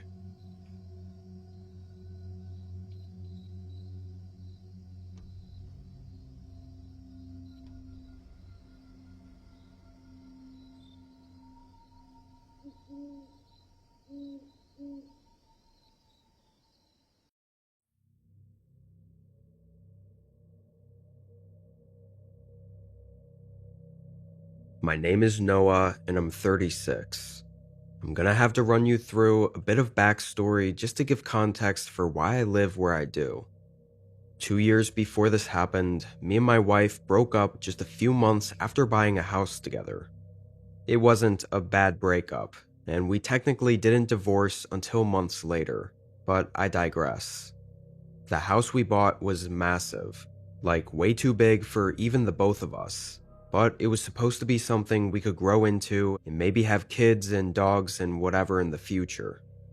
After we split ways, it was left for me to figure out whether to sell it for a loss or just continue living in it. I chose to stay. So I lived alone in that house for 2 whole years. I told myself I'd find a way to use the space. Like, since I worked from home, maybe I'd use a room for my office, and then have a workout room and a bedroom, all separate so that it wasn't all that empty. But I never really got around to it. The entire huge house was mostly left hollow and vacant. If you opened a random door, there's a good chance nothing would be behind it but a dusty, unused room. I wouldn't even go into half the rooms for months at a time. I didn't mind it too much, but occasionally I'd get that uneasy feeling of being alone in a giant, empty house. That, mixed with just overall loneliness, I finally decided to do something I'd been wanting to do for years, and adopt a dog from a shelter. That's when all of this started. I found a small 8-month-old puppy named Piper. She was a beagle, and I picked her up after work from a shelter about 3 hours away from me. So by the time I'd gotten home, it was around 8 p.m. I let her roam around the yard for a bit, then showed her inside to let her explore her new home. In the shelter, Piper was very excited and happy and energetic, and even on the car ride home. But as soon as I let her inside, she became very timid. I thought she was just unfamiliar with the home, and all the change was making her anxious, so I didn't think too much into it. I left her alone to explore and sat on the couch to give her space. She spent all but 2 minutes walking around before jumping up on the couch with me, huddling up right on my lap. She almost seemed afraid of something. But again, I had every reason to believe it was all just normal behavior of a new pup moving into a new home.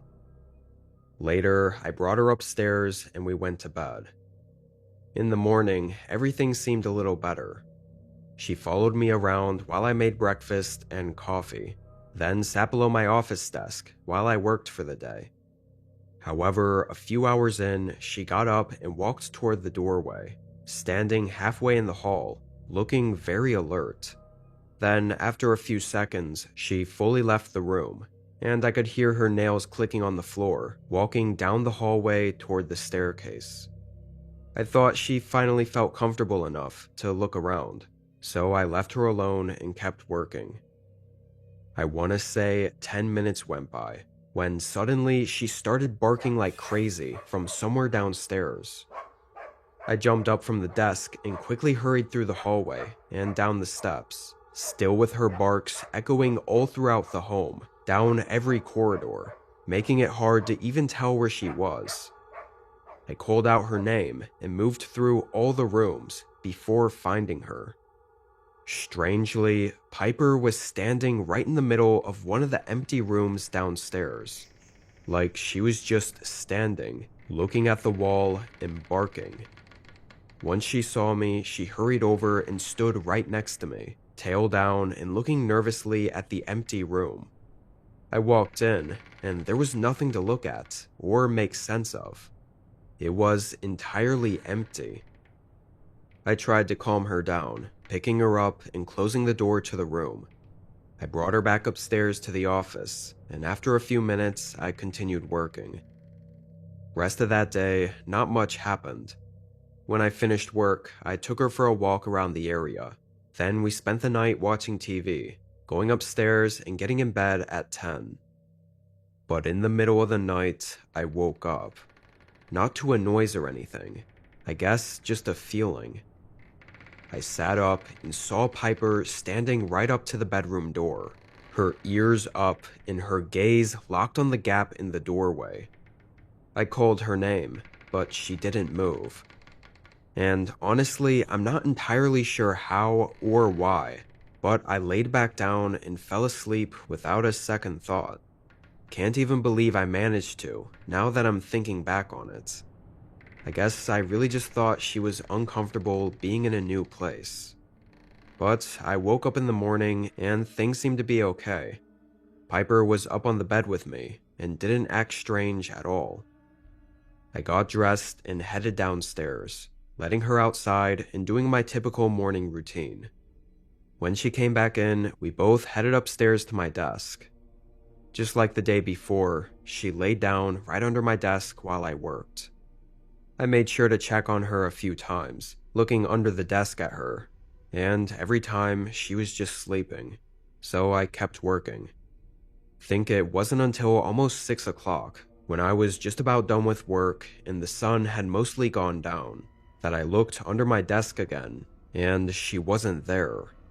I looked around the room, and she was just gone. Must have slipped out without me noticing. I closed my laptop and got up, calling Piper's name as I walked into the hallway. But I didn't hear anything. Didn't hear her walking around or barking or anything at all. The house was dead silent. "Piper?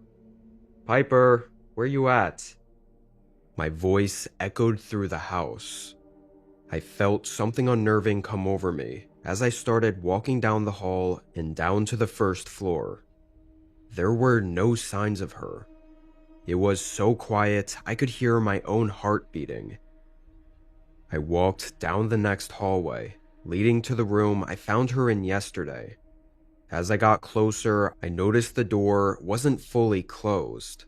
It was cracked open, which I was sure I hadn't left it like that. I pushed it further open. Piper was sitting in the far corner of the room, shivering and facing the doorway I was in. She looked terrified, like something else was in the house with us.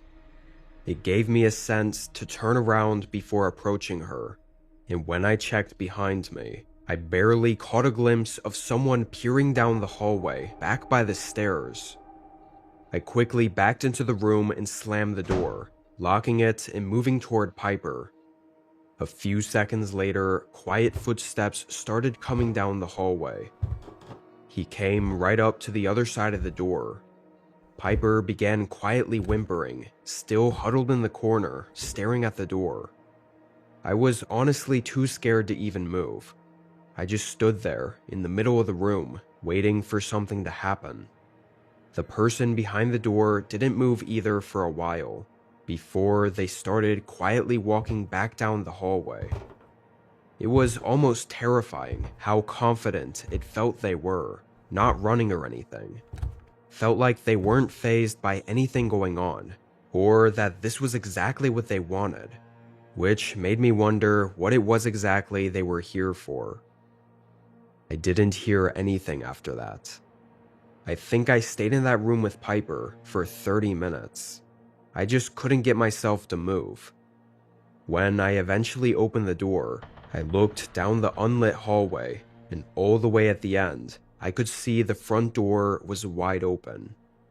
Hoping it meant whoever that was gone, I ran back upstairs to get my phone and call the cops. While I was up there, I noticed several open doors that, again, I had always kept closed. As soon as I got my phone, I ran back down to Piper and held up inside that room until police made it. They searched, not only inside, but also several acres around the house, but found nothing. No signs of the intruder still being around. However, they did find signs of him having been in my home. In one of the rooms upstairs, the one right next to my office, there were a bunch of random items suggesting that someone had been living there, maybe for months. And worse yet, it seemed like the person had likely been spending the days sleeping in the closet, so I wouldn't notice or hear them, and would then come out at night to leave and re-enter the home or to hang around inside the house. Of course, bringing Piper into my home, she could probably sense someone else was inside with us. Makes me think of when I woke up in the middle of the night finding Piper staring at the door. He could have been walking around right outside the bedroom. And as for the room she was barking at the wall or ceiling in, it was the room directly below the one the person was using as their hideout. She might have heard them move around up there or something. After it was all said and done, this event was enough to get me to finally sell the house and move into something smaller, bringing Piper with, of course. She's absolutely the best companion I ever could have asked for, and since moving, she's been just as happy and excited as she was when I found her at the shelter, and hasn't been anxious in the slightest. I still worry about the person not being found though, and would come back.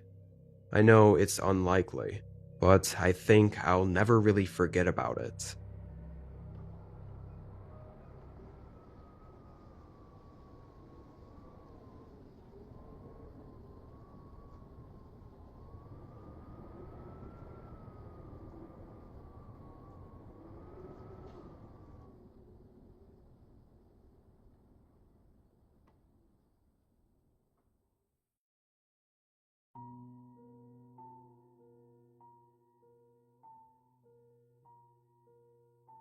Last November, I took a road trip out to my family's home for Thanksgiving. I lived around 20 hours away, which in road trip time is about 3 days of driving comfortably, and 2 days if really pushing it. This drive I'd done before, and hated it every time because of how incredibly boring most of it was. My parents lived on a small ranch that to me felt like the middle of nowhere, so a big portion of the drive was through nothing, either just plain open fields or vast untouched forests. After hours and hours of the same scenery, it always got painfully boring. The first half of the drive from leaving my city was always alright though. It was on the typical highways that mostly everyone takes if they were headed to or from a major city. However, it was toward the end of my second day of driving that I merged off of that highway and onto, I guess you'd call, a side road. It was still a highway, but only one lane, and way less people drove on it, not truckers or anything, and it really only led out to smaller, less distinguished towns. I made it to this part around 7 or 8 in the afternoon, so I wasn't planning to drive too much longer. I hoped there would be a town I could pull off in that had a motel or something. I drove another 2-ish hours. The road was completely dark and empty, just my headlights lighting up the way through the fog. I hadn't seen a single place to pull off and sleep at, so eventually when I found a small gas station, I figured it was better than nothing, and pulled in. Now, this gas station looked extremely old. It looked like it was just some sort of family-owned place in the middle of nothing. I didn't see a single light in the distance of any sort of town or even houses. However, the gas station's lights were on, and I was able to use the pump to top off my tank. Afterward, I parked in a spot on the side of the building and headed inside to ask if I could sleep for a few hours in their parking lot. When I walked in, a single guy was standing behind the counter, looked maybe 50, and was taken aback by me walking in. Guess customers don't usually stop by this late. I asked him if I could park for a couple hours. He mentioned right away that the station was closing in 15 minutes, and he would be leaving, but that if I was comfortable staying at the empty place overnight, then he didn't mind. I thanked him and bought a couple energy drinks for tomorrow, then headed back out to my car. But I replayed the conversation in my head, and I thought it was kind of weird the way he said, if I was comfortable. It sounded like he was saying I really shouldn't be, or that most people around here wouldn't be comfortable with it. I figured maybe he meant that most people just didn't sleep in their cars, and not that sleeping in my car here specifically is the problem. I got back in my car and laid the seat back, setting an alarm for 3 a.m., which was about 4 hours from then. After 15 minutes, I heard the guy lock up the gas station doors, and his car drive away. I looked around. Now, without the gas station lights on, it was pitch black, and extremely quiet. It was actually kind of eerie, being alone there. I closed my eyes again.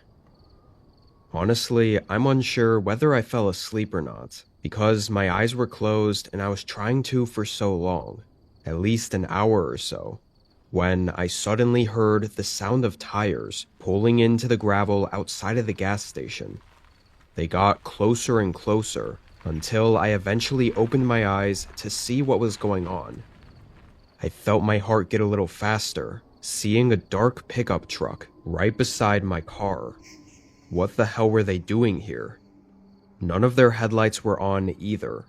I couldn't see the driver, or really anything other than the truck outlined by the darkness around it.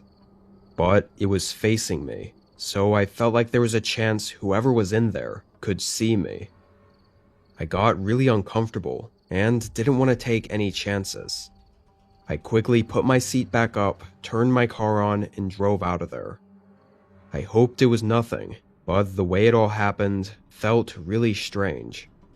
An empty, closed gas station in the middle of nowhere, and a truck decides to pull in with all its lights off and pull right up to my car.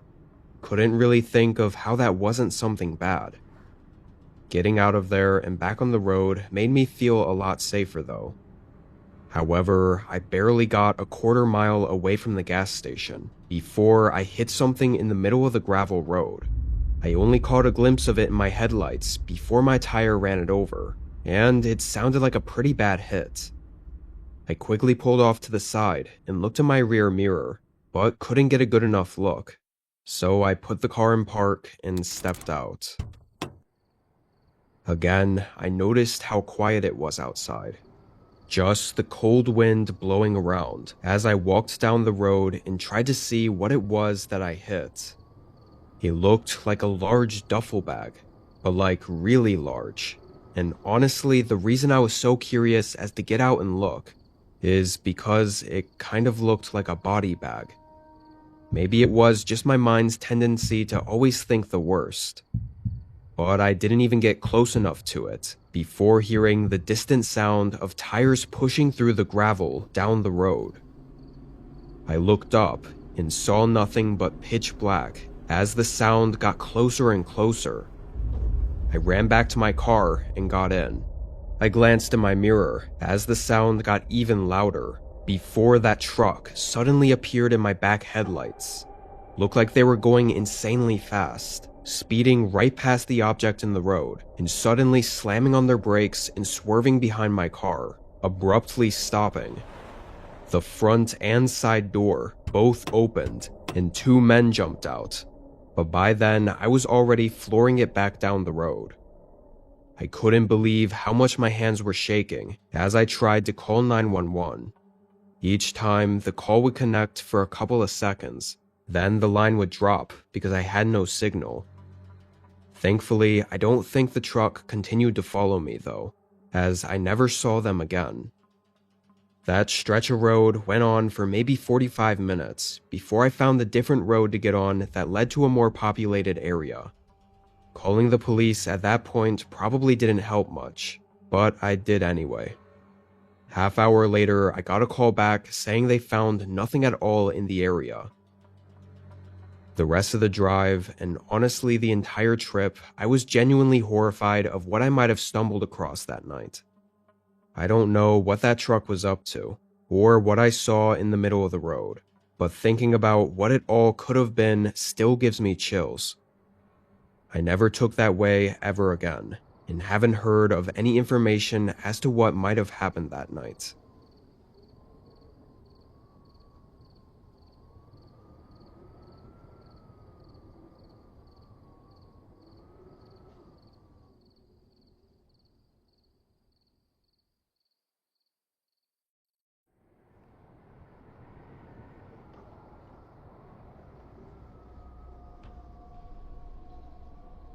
It was snowing on this Halloween.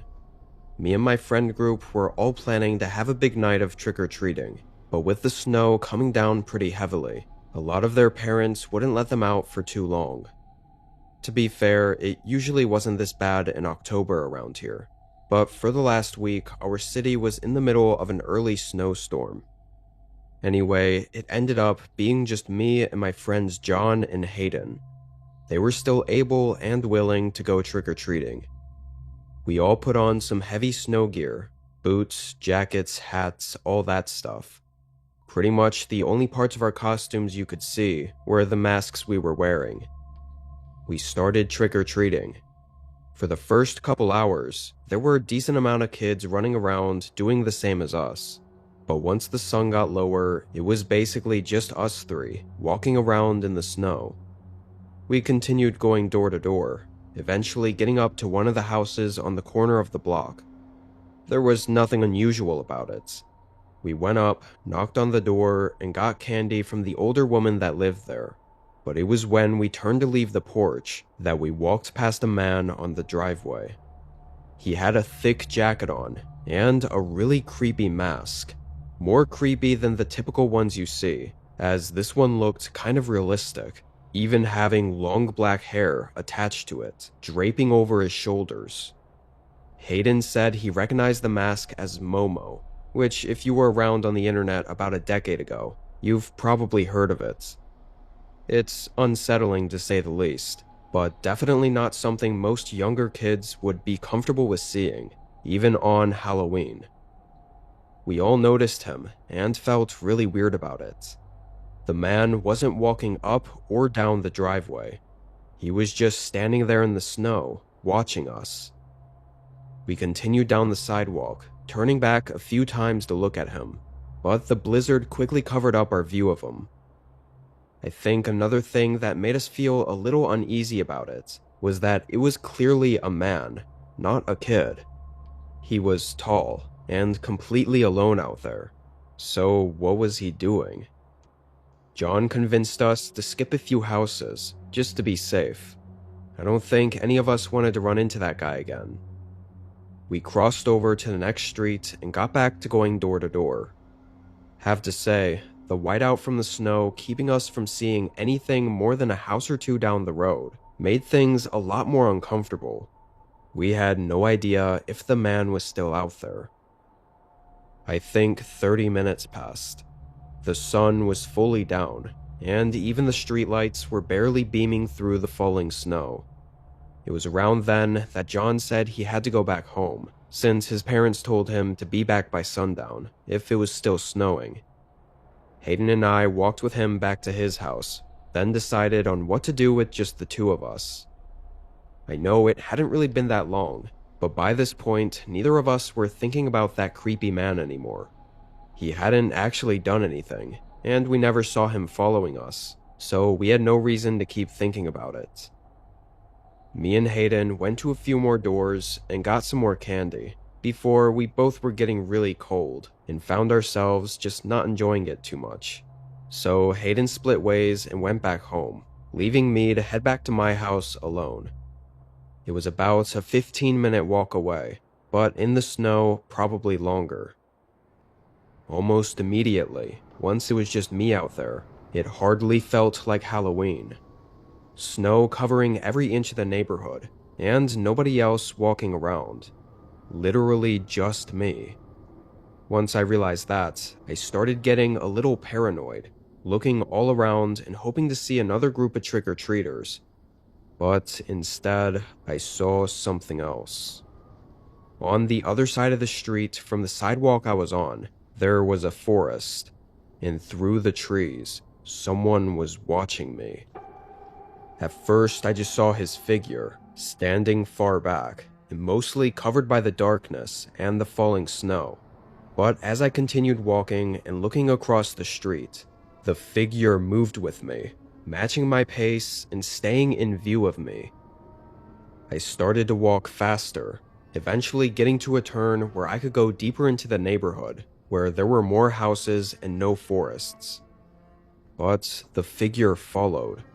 He walked out of the tree line, and when he passed under a streetlight, I saw that same disturbing mask with the long black hair. He must have followed us the entire time, waiting for one of us to be alone. I hurried, moving as fast as I could. The empty and quiet streets made it feel like I was running for my life in an abandoned neighborhood. When I made it home, I locked the door behind me, but for some reason didn't tell my parents what was happening. I just went straight to my room. I guess I was scared to admit that I thought someone was actually following me, as if not admitting it would somehow make it not true. For a few minutes, I just sat on my bed and caught my breath, until the doorbell rang. I immediately felt a chill run through me, knowing that I saw no one else outside while I was running back home. I heard my parents talking, confused that any kids were still out trick-or-treating. My mom went and grabbed some of the candy that they'd already put away.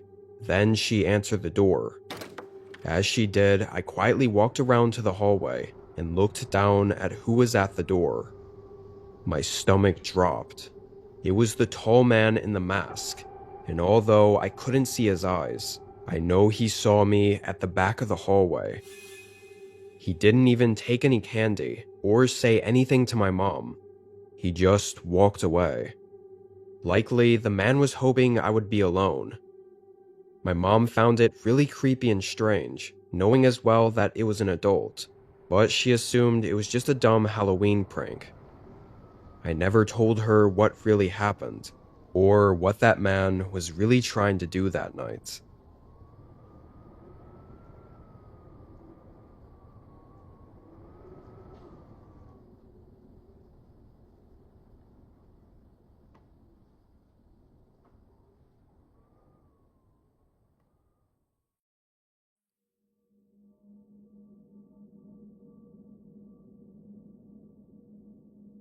Where I live, around Halloween, it always gets pretty cold. Sometimes it snows, sometimes it doesn't. But regardless, that's just how it's always been. This year, on Halloween, it had snowed pretty heavily overnight, and by the time trick-or-treat hours had started, it began snowing again. There weren't too many crowds out because of it. I was just chilling inside at home, handing out candy whenever someone did come by, and watching TV by the fireplace to pass the time. All the kids that came by had heavy jackets or coats covering their whole costumes, so the whole Halloween spirit wasn't really hitting too hard this year. As the night went on, the snow started coming down even harder, which sent pretty much all the kids home that were already stubborn enough to still go out in the cold before. 30 minutes went by, with no kids coming to the door. It was around 7 o'clock, and the sun had already set, so I assumed that the trick-or-treating was done for the night. I got up from the living room and started walking over to the door, but immediately was taken aback. The front door was open, swaying in the cold wind that was blowing into the house. I walked over and looked out, not seeing anyone, then closed it. I stood there and thought about it for a second, figuring I probably just didn't fully close it earlier, whenever the last kids came by, and the wind must have pushed it further open. I mean, I knew I didn't lock it, because it was Halloween, and I was constantly opening it anyway. I let it off as nothing to worry about, and went back to the couch. I did open up the curtains by the window, on my way back, just to watch the snow fall. Another few hours went by, as the night got colder and the snow came down even harsher. I had to check the weather a few times to make sure there wasn't some kind of massive blizzard hitting our town. I think it was around 10 that I started to feel tired enough to go to bed, so I turned everything off and went to the kitchen to finish doing some dishes from dinner that I hadn't cleaned up yet. It was just something I did as part of my nightly routine, cleaning up the place before going to sleep. As I was down there putting things away though, I heard what sounded like a creaking noise above me. I literally stopped what I was doing and stared at the blank ceiling, listening to the sound until it quietly faded out. I was kind of in awe for a moment. It sounded just like a door opening, which ironically in the moment I thought sounded way too much like a horror movie to actually be what it was. I finished up downstairs, turned all the lights off, then headed upstairs to go to bed and check on whatever that sound was that I heard. Honestly, I didn't expect to find anything at all, and didn't really care that much. But when I got to my bedroom, I immediately noticed the closet was open. This changed everything for me, instantly making me unsettled. I put everything together, between the front door being randomly found open, and then this door also suddenly opening. This couldn't be a coincidence. For good measure, I looked into the closet and didn't see anything. I kinda was hoping there would be something obvious to tell me that something was definitely off. I even checked around the room. I just couldn't see how if someone had snuck inside, why weren't there any other signs of them? Like, where the hell were they? And what was the point of sneaking in, if just to open a few doors? I was still feeling really uneasy, so I shut the bedroom door and locked it, while I paced the room and thought about everything. And at some point, when I happened to be facing the door, I saw something. A shadow right under the door. It only took a few seconds to be almost sure that someone was standing right behind it. I tried not to move or make any sounds, even though, looking back, whoever was behind that door obviously knew I was already in there. I guess I just didn't want them to know that I knew. I must have stood there frozen, staring at the shadow under the door for an entire 2 or 3 minutes. I wanted to call the police, but didn't want them to hear me, which left me just unsure what to do. I think it was actually because I didn't move or make any noise for so long though, that whoever was behind there must have realized something was wrong and that I was probably onto them. Because the doorknob slowly turned a few times, clicking against the lock. Then the shadow moved away from the door. Maybe they recognized I could see the shadow under the door. I don't know. But after that, I waited for probably 10 minutes straight. I didn't hear anything else, or see anything. I had no idea if the person was even still behind the door, let alone in my house. Eventually, I had to call the police, but still tried to be quiet. It seemed like the intruder had left though, because cops walked in and didn't find anyone else in the house. The whole thing is really just a terrifying mess. I can't even imagine what would have happened if I didn't close and lock the door when I did. Even a few minutes later would have changed everything about that night. Obviously, because I never saw the intruder, I had no info to give the police aside from some possible suspects, like crazy exes or whatever, which I didn't really have. There's no saying who it was or what they were going to do.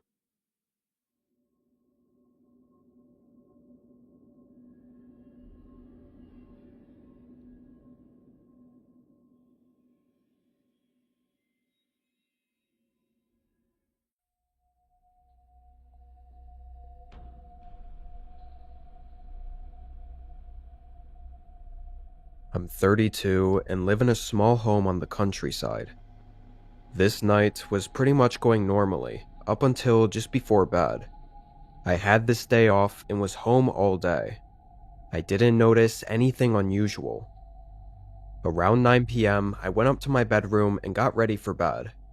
I was on my phone watching YouTube while trying to fall asleep, when I started to hear something. I paused the video. Faintly, I could hear someone talking outside. At least 2 people, maybe more though. The way they were talking was like they were trying to be quiet, which made it all the more suspicious. And this was actually the first time I've ever had anyone trespass, at least that I know of. I mean, I lived pretty far from other houses, and there were no sidewalks or anything near my house, so anyone walking around this close had to know what they were doing. I sat up in bed and tried to listen to what the guys were saying, but it was still too faint, so I got up and went over to the window. As soon as I stepped up to it, all the voices suddenly stopped talking. A chill ran through my body, knowing this had to mean that whoever was out there could see me. But all I saw was darkness covering the entirety of my property. The thought of all their eyes staring up at me in the window was really unsettling. I quickly backed away. I really hoped this was all just an accident, like they somehow didn't know they happened to walk onto my property. But if that was the case, why didn't they leave when they saw my house? Why did it sound like the voices were walking up closer to the house? I waited a few minutes, then walked up to the window again. But again, I didn't see anything.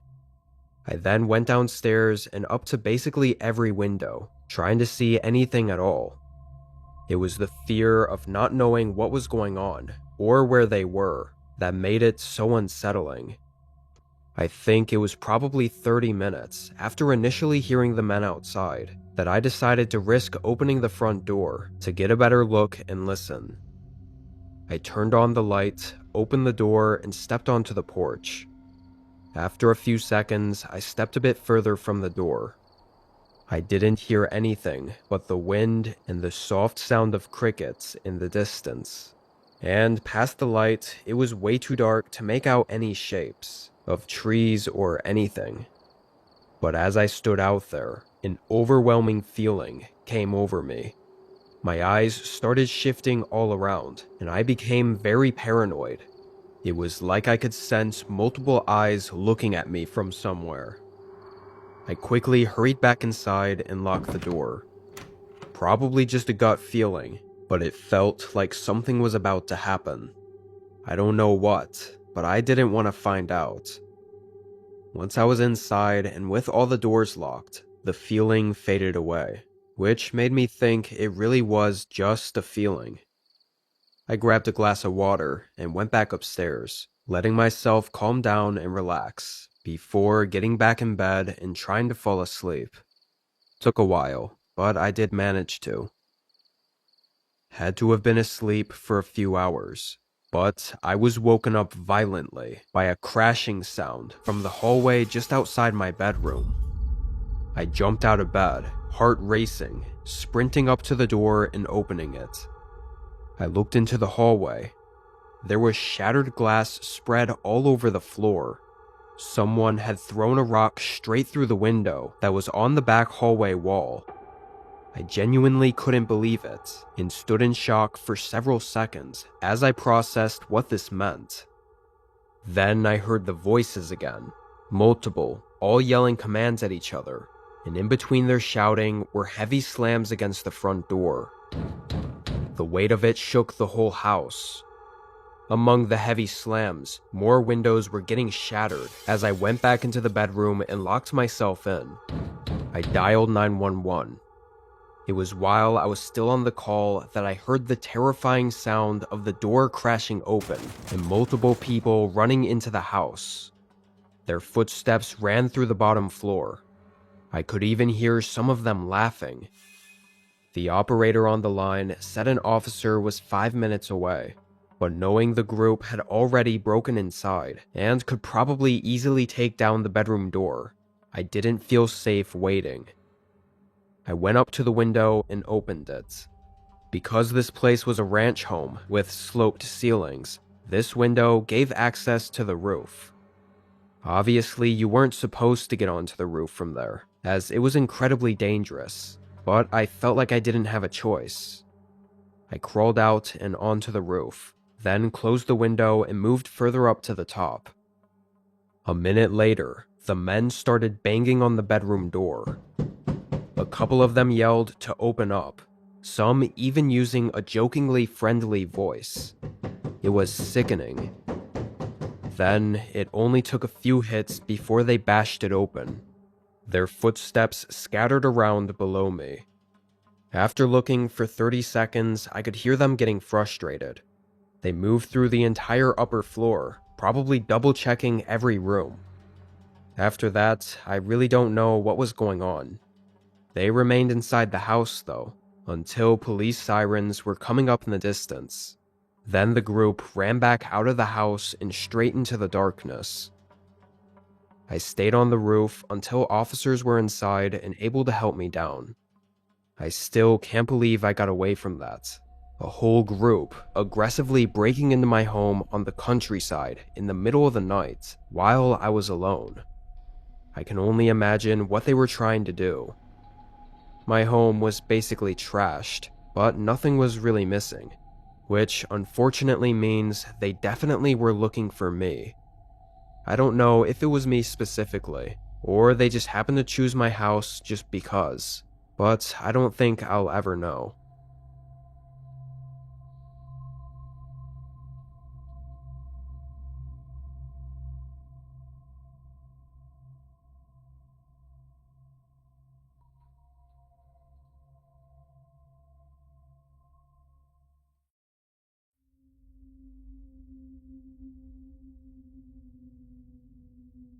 I used to work the night shift at a small shipping warehouse right outside of town.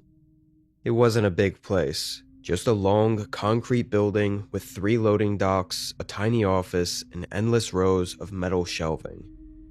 Most nights, it was only me and 1 or 2 other guys, but the company cut hours during the slow season, so for a few weeks I was completely alone from midnight to 6 a.m. I didn't think much of it at first. I guess the peace and quiet was nice, and the job was easy enough. I kept my earbuds in most of the night and tried to not think about how quiet it was. Heavy machines that ran all day were silent at night, so even the smallest noise echoed. This night in particular was very quiet. No cars driving on the highway outside or even wind hitting the building. From inside, I could hear the soft sound of crickets in the forest that was just beside the building, because there was nothing to drown out the noise. At some point early in my shift, I put my earbuds in and worked for a good while without stopping. I was in the far back corner, scanning a pallet, when I heard something that made me stop. Footsteps. Light ones. Not hurried or heavy, but almost definitely footsteps. They came from the front of the warehouse, near the office. At first, I thought my boss might have stopped by without texting me, which has happened before, and gave me as good of a scare as you'd imagine. I took my earbuds out and listened again, but now there was nothing. After a minute, I told myself I imagined it, but then just as I started getting back to work, I heard them again. Just a few footsteps, slow and spaced out, like whoever it was wasn't sure where they were going. John? That you? I called out my boss's name, but he didn't call back, and the footsteps seemed to stop too. I walked toward the front, trying to act like I wasn't nervous. The warehouse lights didn't reach the office area that well, leaving that part of the building dim and shadowy. I flipped on the office light and checked inside. I even checked the break room and found nothing. Didn't know what else to do other than shake it off and get back to work. Usually I didn't get worked up about stuff like this, so I knew either tonight I was just feeling off or something was actually off about the warehouse. Another hour went by, and I'd finished scanning what I needed to, and headed back to the office to log everything and check on a couple of things. Like I said before, the office was kind of in the back corner of the building. I sat down and started doing all the boring computer work of just clicking through things and adjusting the numbers from the scans. I was in there no more than 5 minutes, when for some reason I looked up at the hallway window, the one that overlooked the warehouse floor. Someone was walking between the shelving rows.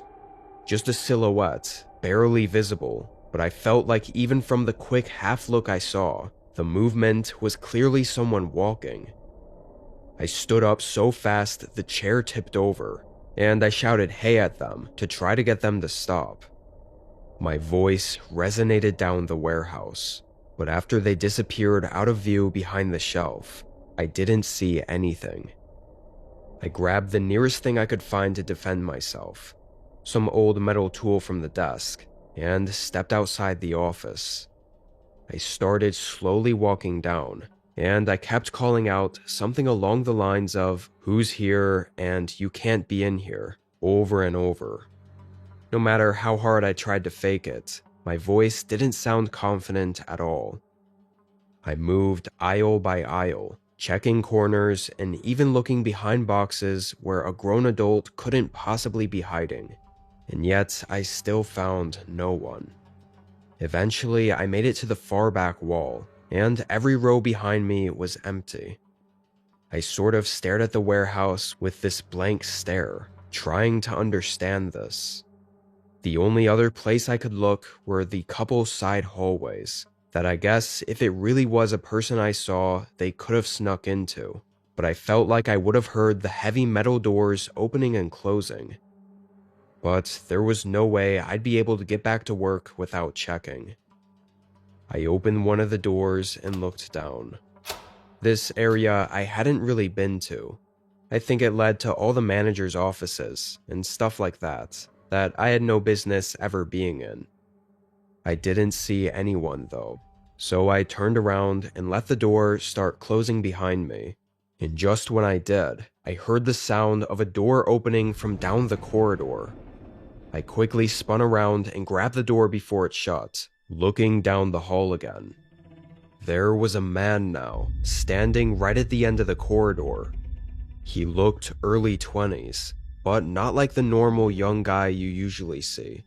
He looked disheveled and crazy, eyes wide open enough for me to see them from all the way down at the other end of the hall. I don't know if he was on something or what, but it was horrifying and disturbing the way he looked at me. I called out, asking what he was here for, and telling him he needed to go. The guy didn't even look like he comprehended what I said. I called out again, trying to sound more aggressive, and mentioning that I'd called security, which was a lie, but I hoped it would work. He started taking a few steps forward. I couldn't tell if he was complying with me or just trying to close the distance, so I just stood in the doorway, trying to talk to him still. Think it was when he was about 15 to 20 feet away that I noticed something in his hand, and by the time I looked back up at his eyes, he lifted his arm and hurled it at me, chucked it with all of his strength, sending it flying right at my head, only missing me by a couple of inches and hitting the door frame beside me. It was a hammer or large metal wrench. The harsh metal echo it made when it hit the door frame felt like it burst my eardrums. I immediately turned and booked it out of there, hearing the guy chase me like his life depended on it. I looked over my shoulder a couple times, seeing him still just 10 to 15 feet behind me, with that horrifying look in his eyes. I made it to the office and locked myself in, hearing him slam his body into the metal door and try opening it. Luckily, this office was solid, only having that metal door and the window, which was the super sturdy kind. Like maybe 4 inches thick of heavy-duty glass that isn't supposed to shatter in a rough work environment. The guy moved around to the window and started ravagely slamming his shoulder into it and punching it. He looked absolutely insane, but he eventually realized he couldn't break in and turned around and just walked away, slowly making his way down to the other end of the building and I'm assuming out the back door. I was already using the office phone to contact the police by this point, but it took forever for them to get to the warehouse, so the guy really could have been anywhere by this point. This wasn't some fancy new warehouse either, so the cameras were awful. It showed us the guy breaking into one of the doors and walking around, almost stalking me during my whole shift, but there were no clear views of his face to identify him with. Wasn't any way to know why he broke in or was trying to attack me either. I stayed at that job for a while afterward, and the event almost started to not even feel real because of how crazy it was. Eventually though, I did leave and get a similar gig somewhere else, figuring it wasn't worth hanging around with the chance the guy could come back looking for me.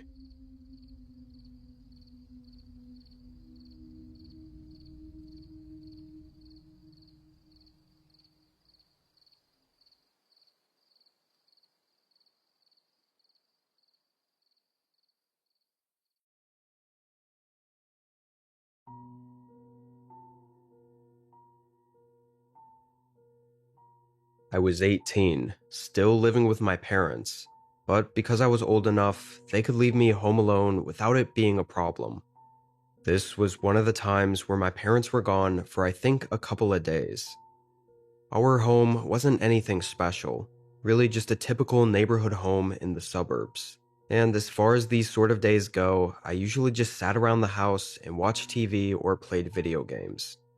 I didn't have my own car, so unless I felt like walking 30 minutes for some fast food, I had no reason to leave the house.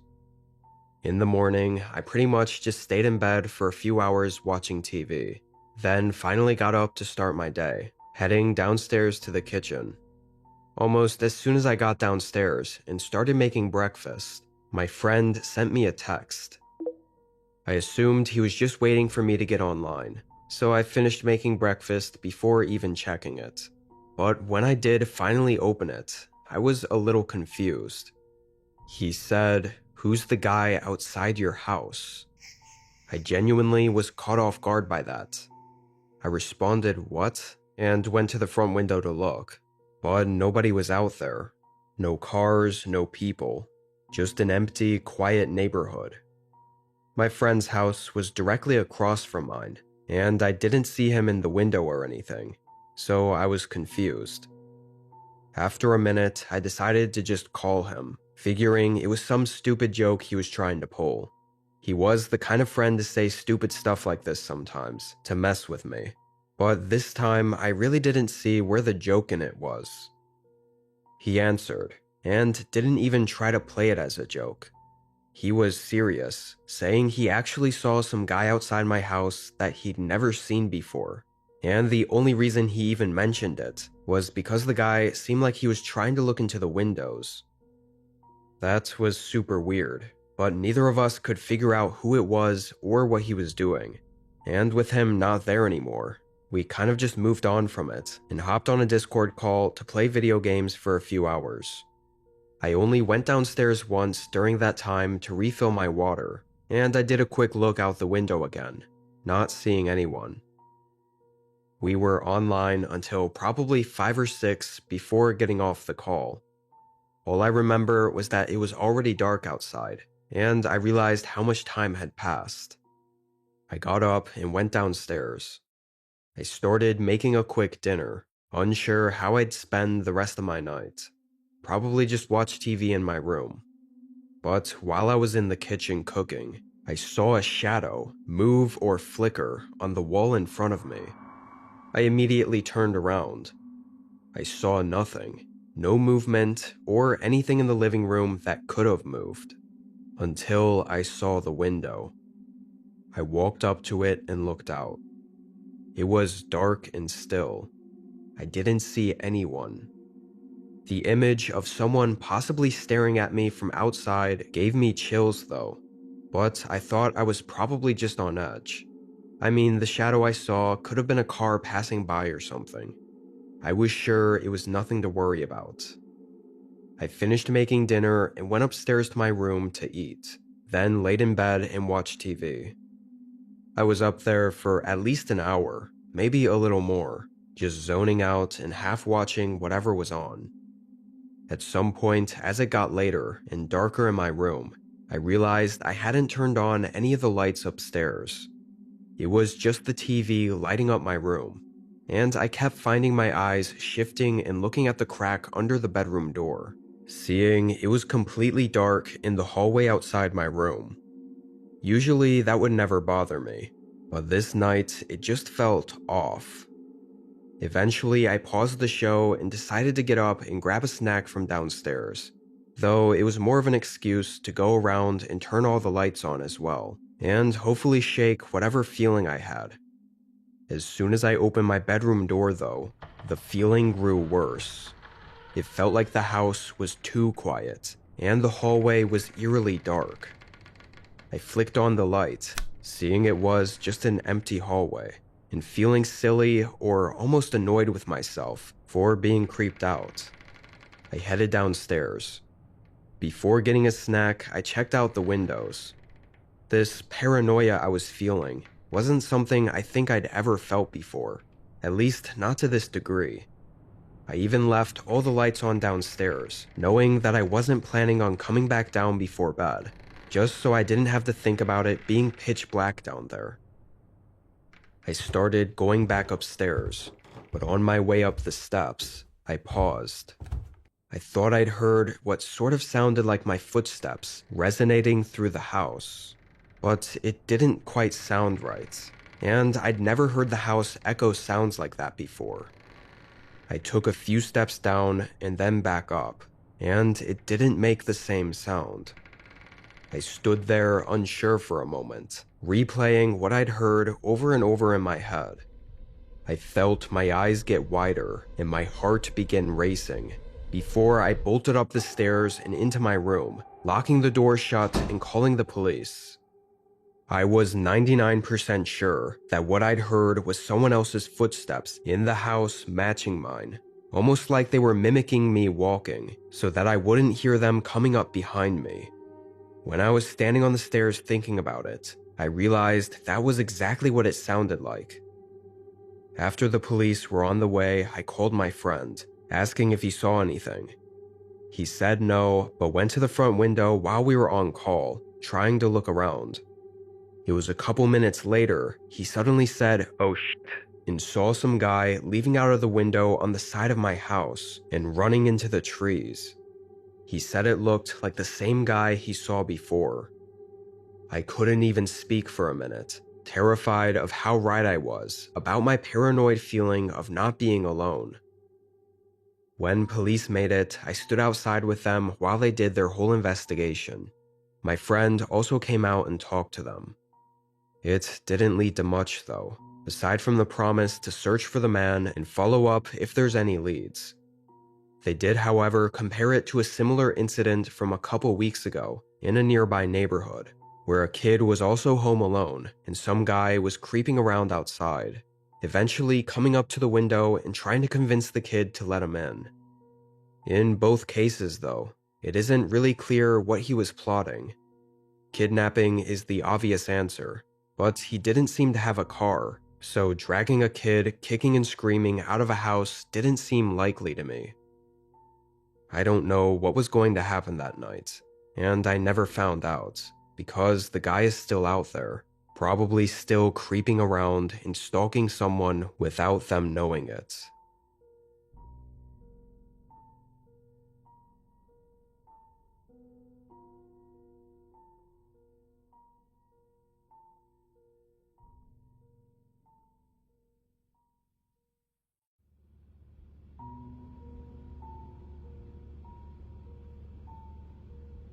I was on a road trip across the states to meet up with my family and a couple of friends on the West Coast.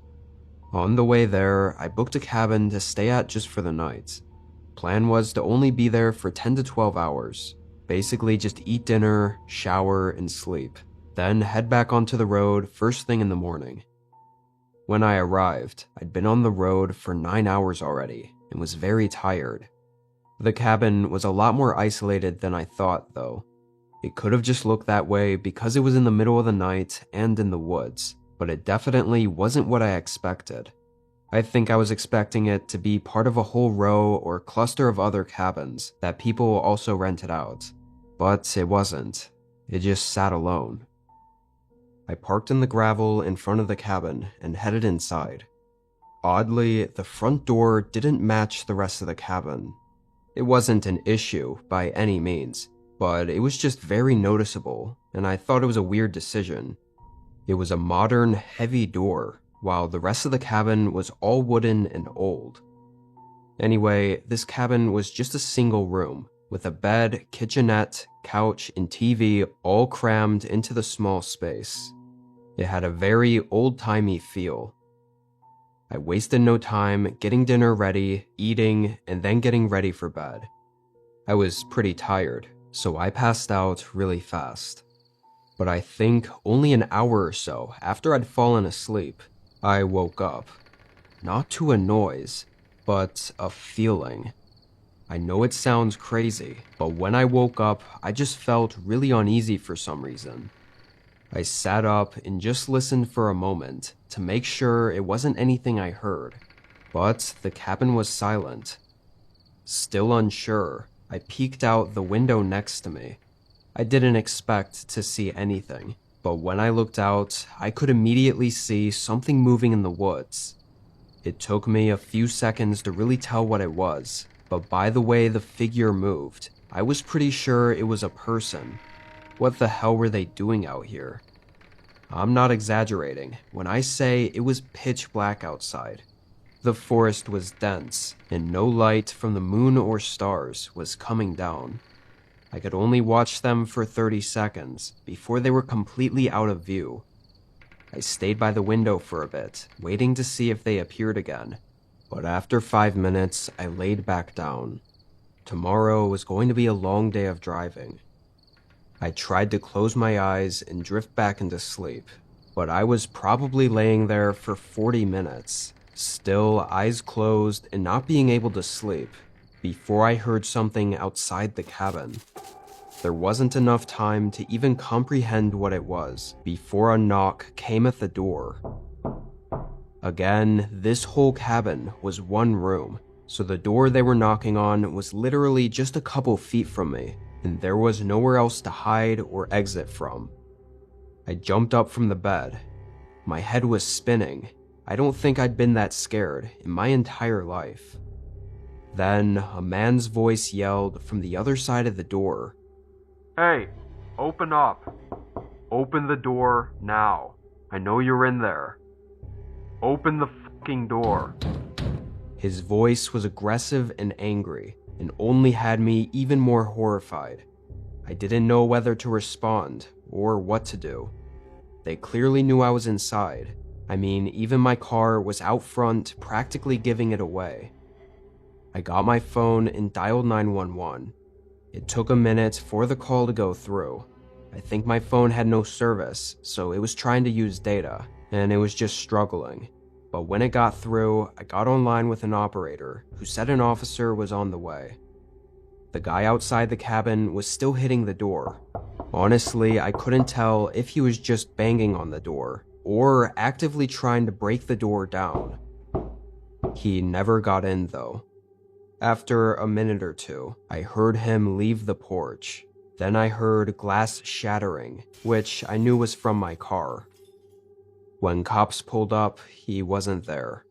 There were some clear indicators that he ran back into the woods, but obviously they weren't just going to run in there and look for him, at least not in the middle of the night.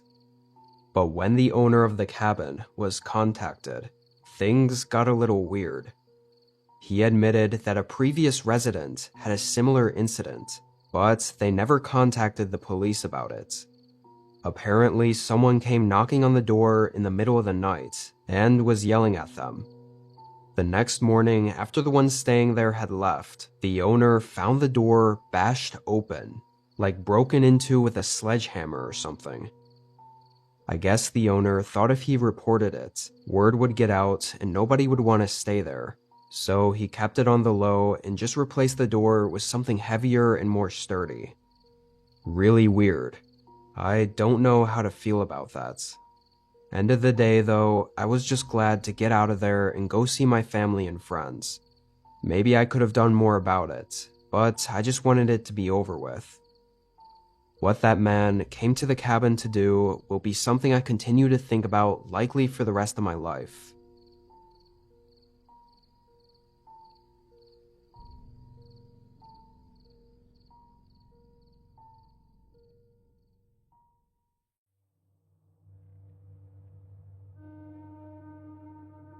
I worked at a gas station from 2018 through 2020.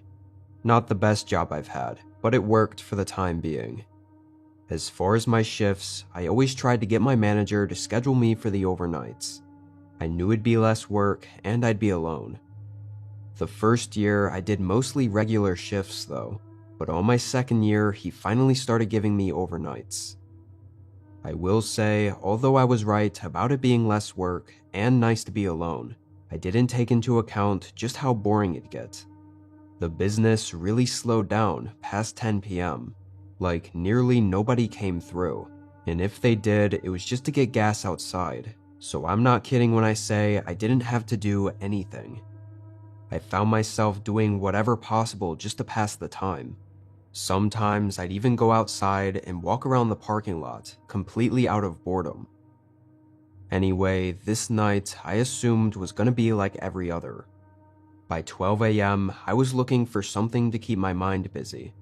I thought emptying the trash by the gas pumps would be a good distraction, at least for a few minutes.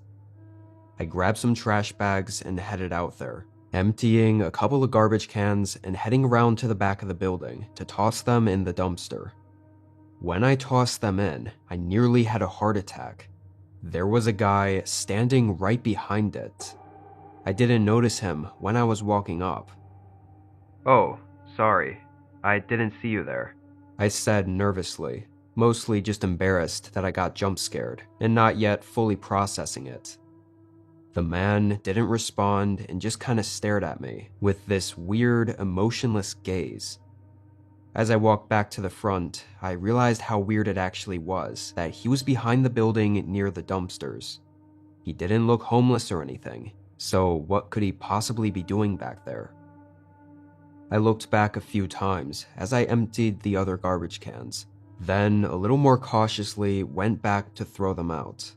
But the man was gone. Didn't see him anywhere. I tossed out the rest of the trash and went back inside. Maybe it was irresponsible of me, but I really didn't think it was all that concerning. There were other shops around the block, open late, and even a nearby bar that sometimes people walk to and from and pass by the gas station. I thought that's probably where he came from, and I just saw him at a weird timing while he was taking a shortcut behind the building. Or maybe he was just a drunk being a drunk. I pulled my phone out and checked the time. 12:15. I leaned on the counter and tried to think of something else to do, but my train of thought was interrupted when I saw something in the corner of my eye. I looked over toward the doorway that went into the back room. I swear I saw something move. I didn't immediately get scared because I very quickly assumed it was just me being tired and seeing things, but with nothing to do, I thought I might as well check on it. I began walking over, sort of leaning my head to the right to look around the corner of the doorway as I approached. The lights were off in that room, but right when I got into the doorway, I saw someone standing really close to the wall, like they were hiding and waiting for me to come in. As soon as I saw them and stopped, they came around the corner. It was that same man from behind the building, but he had the most disturbing expression on his face that I have yet to even get the image out of my head. It was a mix of rage and insanity. I barely had the chance to see the knife in his hand before he swung it toward me. My reactions took over and I jumped backward, hitting one of the shelves behind me before booking it out of the store. I ran pretty far away, then called 911. As I was standing out on the street, I couldn't really see whether the guy left the store or not, as it was pretty foggy out that night. Of course, though, the man was gone when cops arrived. My best guess is that he was actually a crazy homeless man, despite his looks, and probably hoping to end me and take whatever he needed from the store.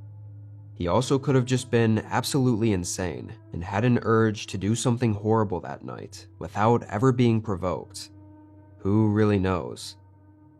I quit a while after that and never heard anything about it since.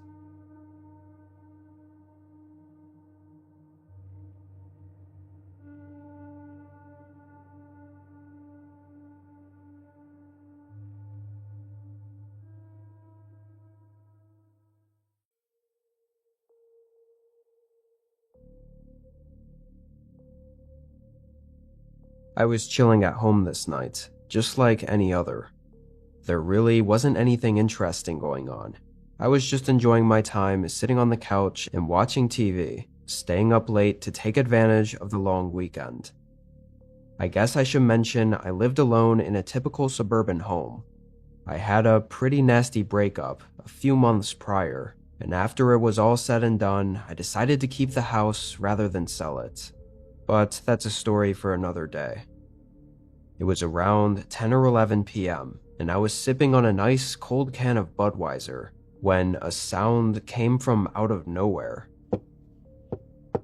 It sounded like a knock, but not from the front door, which still wouldn't have made sense at this time of night, but it was from behind me, like in the back of the house.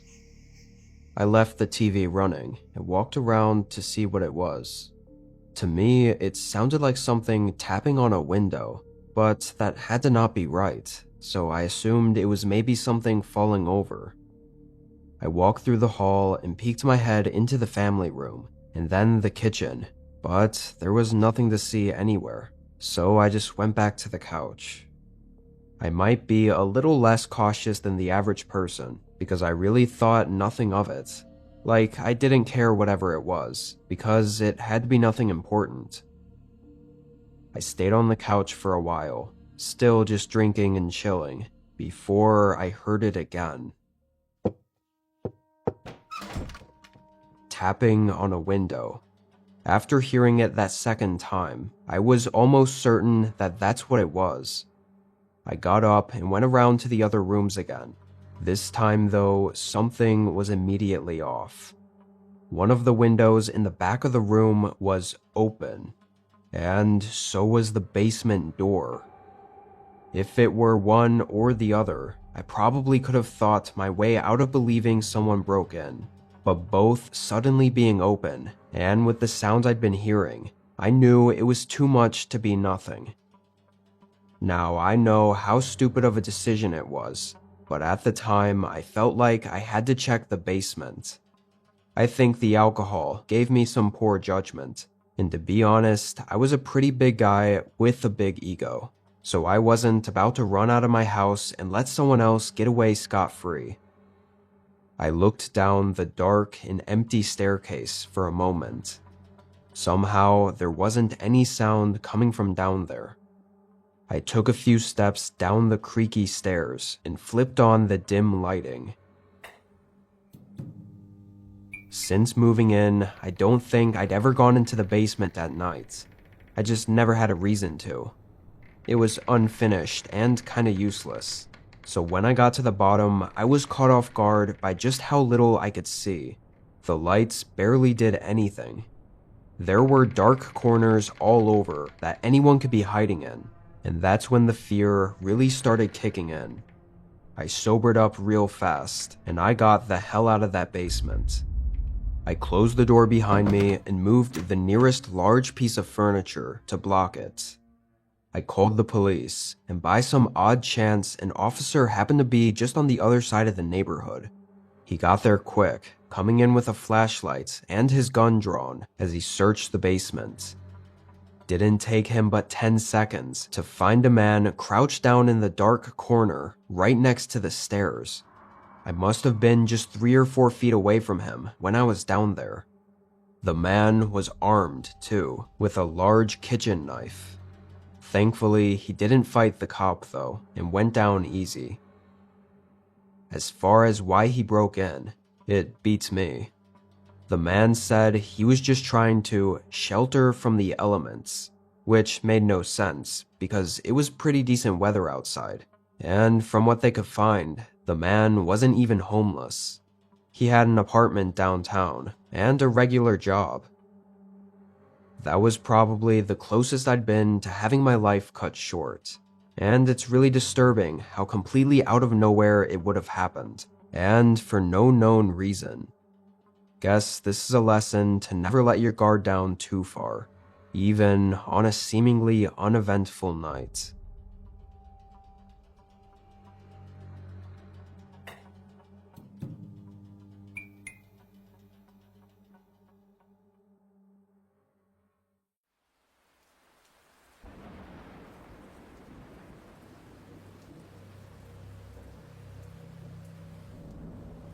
This had to be only 5 or 6 weeks ago. It was spring and raining quite a bit, so I spent a lot of my time at home, inside and away from the rain. I had some papers to get done for work, so this night I was hanging out at my desk in the living room, working on my laptop. I was really tired, and even with coffee next to me, it didn't keep my eyes from feeling heavy. Every couple of minutes, I'd lean back in my chair, stretch, and rub my eyes to refresh myself before getting back to work. However, one of the times that I leaned back, I saw something next to me. I nearly jolted out of my chair. There was a face outside the window, directly across the room. Even more creepy, the guy was staring at me, and didn't even flinch when I saw him. He was just standing there, face pressed into the window, smiling at me. I stood up and stared back at him, still in shock of seeing him there. Before I even said anything, they moved away from the window. I wasn't exactly a professional in being stared at through a window, so I didn't know what to do about it. I had never even seen the guy before in my entire life.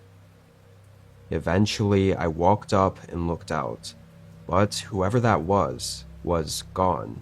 I could see their footprints in the mud, going through my yard and into the trees. I backed up and kind of just stood in the middle of the room for a moment to collect myself. I thought maybe if I just made sure they were gone, then I'd be able to continue my night without freaking out too much. I quickly threw on my rain jacket and opened the front door, turning on the outdoor lights and stepping outside. It wasn't raining too bad, so I could see decently well. I walked over to the window he was standing under. It was kind of weird seeing the inside of my house from there. I could see my desk I was sitting at, and the whole room, perfectly lit up. It was just a little unsettling seeing it from that perspective, knowing someone was just staring at me from here. It gave me chills. I looked back down at the footprints in the mud and decided to follow them for a little bit. Replaying all of this now, I know this was dumb. I don't know what I was thinking. I followed the prints just up to where the trees started getting denser before I noticed something. They were facing toward my house. This was where they came from, which meant there wasn't any signs of them leaving. My heart rate picked up as I was figuring this all out. I turned around, now getting really scared and wanting to run back inside. But when I faced the window again, a person was now standing inside my home, looking out at me.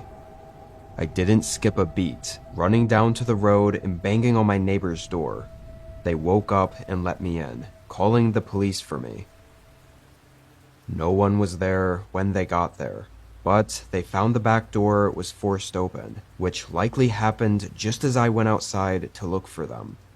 Had I stayed inside and been face to face with that sick man, I don't even know what he would have done.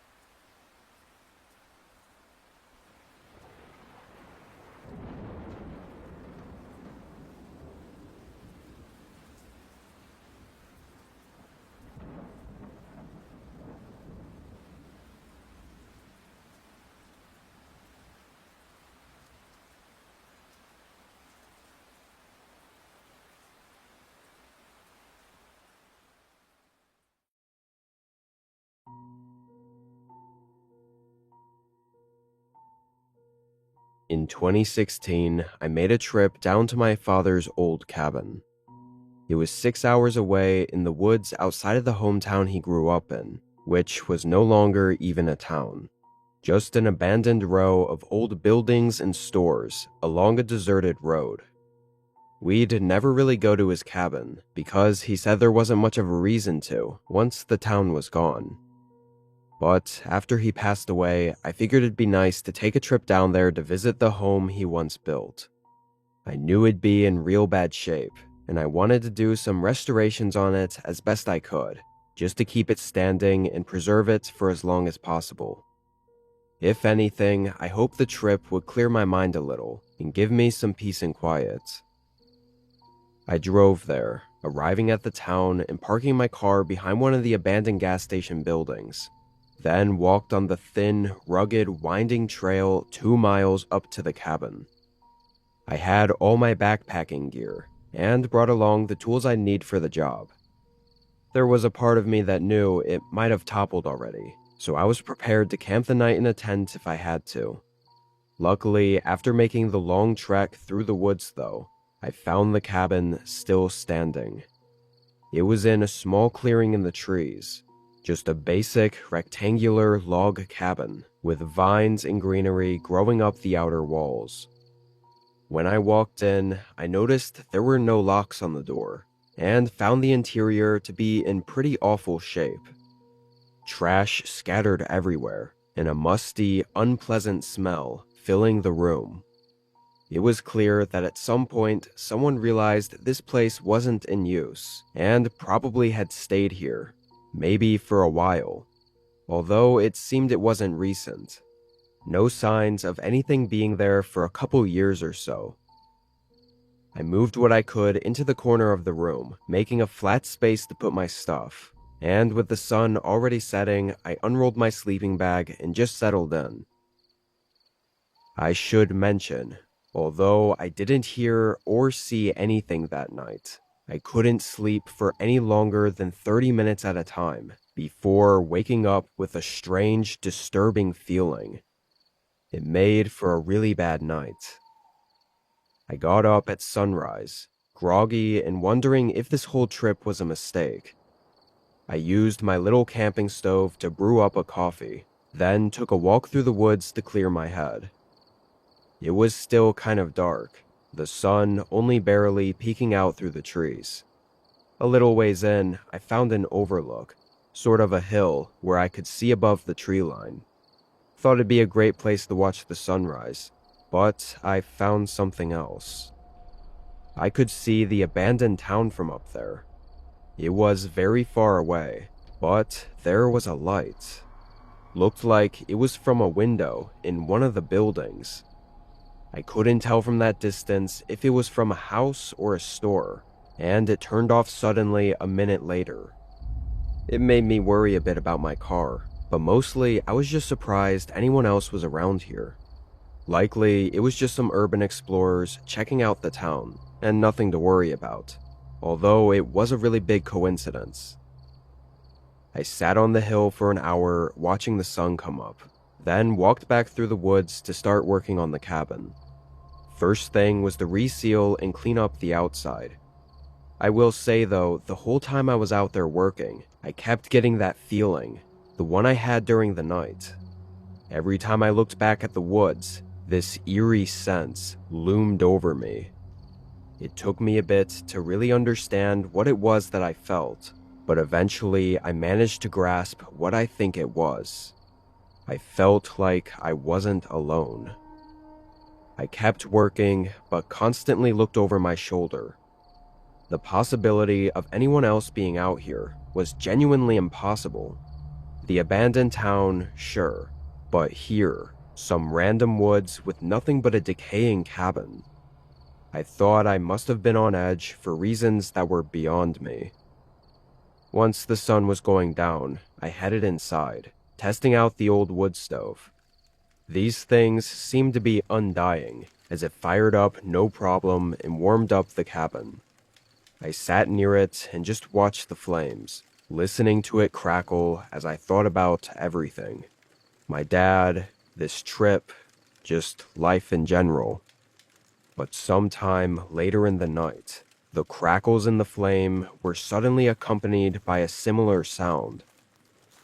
Cracks and crunching coming from the front of the cabin. I turned my head and listened. I only managed to realize it wasn't a wild animal and was definitely a person just as they got up to the front door. The wood stove suddenly felt like it was 1,000 times louder, preventing me from intently listening to whoever the hell was outside the cabin. Then they knocked and called out a name that made my whole world stop for a moment. The man called out my dad's name. It felt like it just took hold of me, making me stand up and walk up to the other side of the door, in complete shock. How did he know my dad?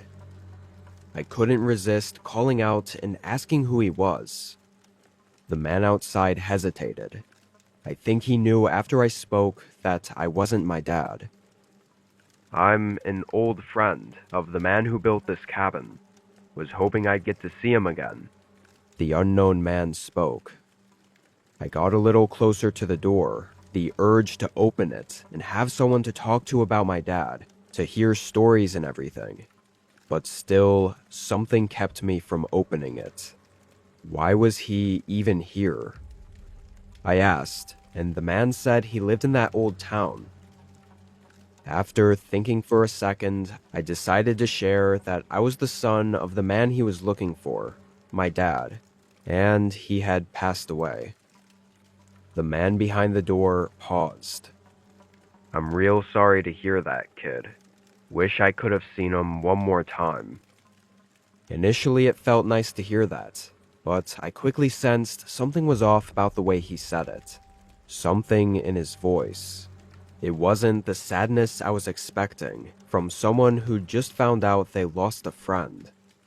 Before I could say anything, and almost like he knew I was thinking too hard about it, the man continued talking. Why don't you open up and we can have a chat? It's real cold out here, son. Would be nice to share that fire. Although he talked very slowly, I sensed an urgency or a lack of patience in his voice. Something in me felt he wasn't being truthful, that maybe he wasn't who he said he was. Sure, he knew my dad's name and was in the town he used to live in, but how did I know he was really a friend of his? Still, as I was thinking, I couldn't find what words to say next, and in my pause, the man asked again for me to open up. He knocked on the door again, a little harsher. His voice grew less kind and more demanding. I took a few steps from the door, backing away. Kid, open the door. You gonna let me die out here in the cold? That what your father would want from you. My heart began pounding as I dug into my backpack for my hunting knife. The man continued hitting the door and yelling subtle threats, discarding the fake identity of being a kind, harmless friend. This went on for much longer than I could keep track of. It felt like it never ended, some continuous nightmare. But suddenly, the man punched the door in anger. and it was followed by the sound of his footsteps walking away, going back into the woods. I stayed up all night, mind racing as I waited in fear. But when the sun came up, and with no signs of him around, I hurriedly packed my bag and ran from the cabin. I got really lucky, finding my car untouched, still well hidden behind the crumbling gas station. I fled from the town and drove non-stop back home. I was hoping with that trip I'd get some answers, or come to terms with everything. But honestly, I'm just left with more questions. I realized I never even really knew why my dad moved away from there. I guess I assumed it was because the town was dying off and everyone else was leaving. But now I think there was probably more to it. And maybe there were other reasons that he'd never brought me back to his cabin. I don't know why that man was still around there, or what he really wanted from me, or how he even knew my dad at all. But something tells me he didn't have any good intentions that night. Had I let my emotions get the better of me and opened the door to invite him in, I genuinely don't think I ever would have made it out of that town.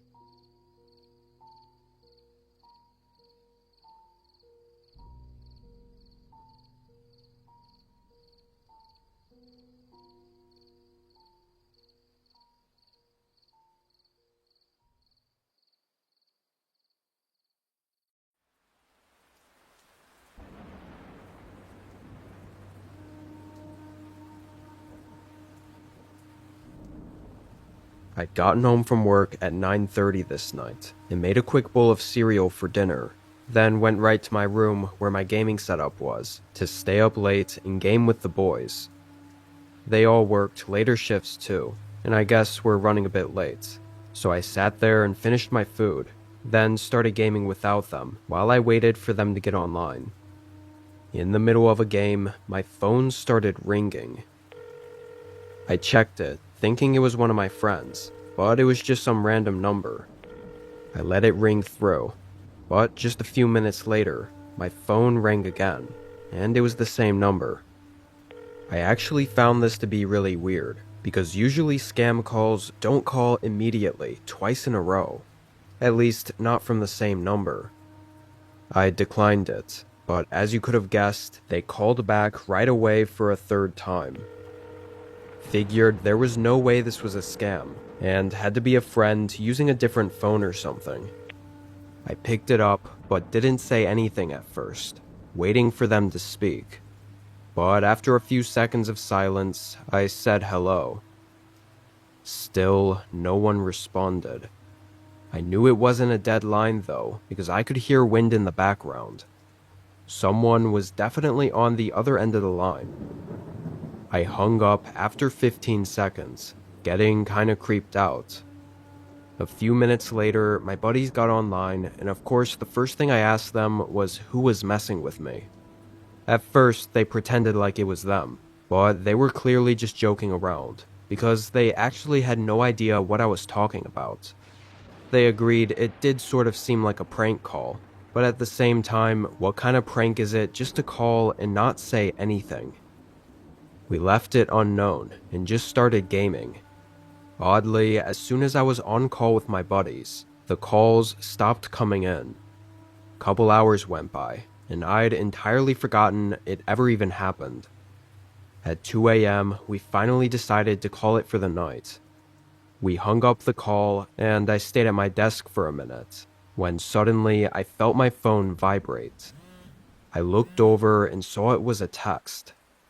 Before even unlocking my phone, I saw the text was from the same number that was calling me, and that it was a picture. I opened my phone and clicked on the image. My stomach tightened, and I could feel the blood rush from my face. It was a picture of me gaming at the desk, taken from right behind me just moments ago. I spun around and looked. No one was there. The only slight relief I got was seeing the window right there, and thinking that at least whatever the hell this picture was, it likely wasn't taken from someone inside my house. I hurried up to the window and looked outside. There wasn't anyone in sight. I made sure the window was locked, then closed the blinds.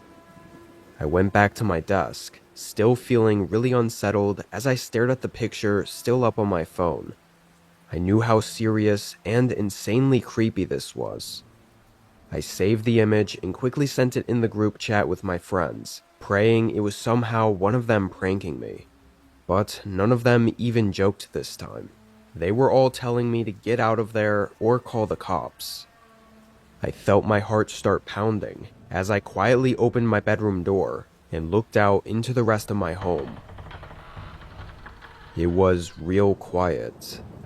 For some reason, I really wanted to check the rest of the house and make sure the whole place was secure before calling the police, just in case I was in immediate danger. But I barely even made it down the hallway before looking around the corner and seeing the front door.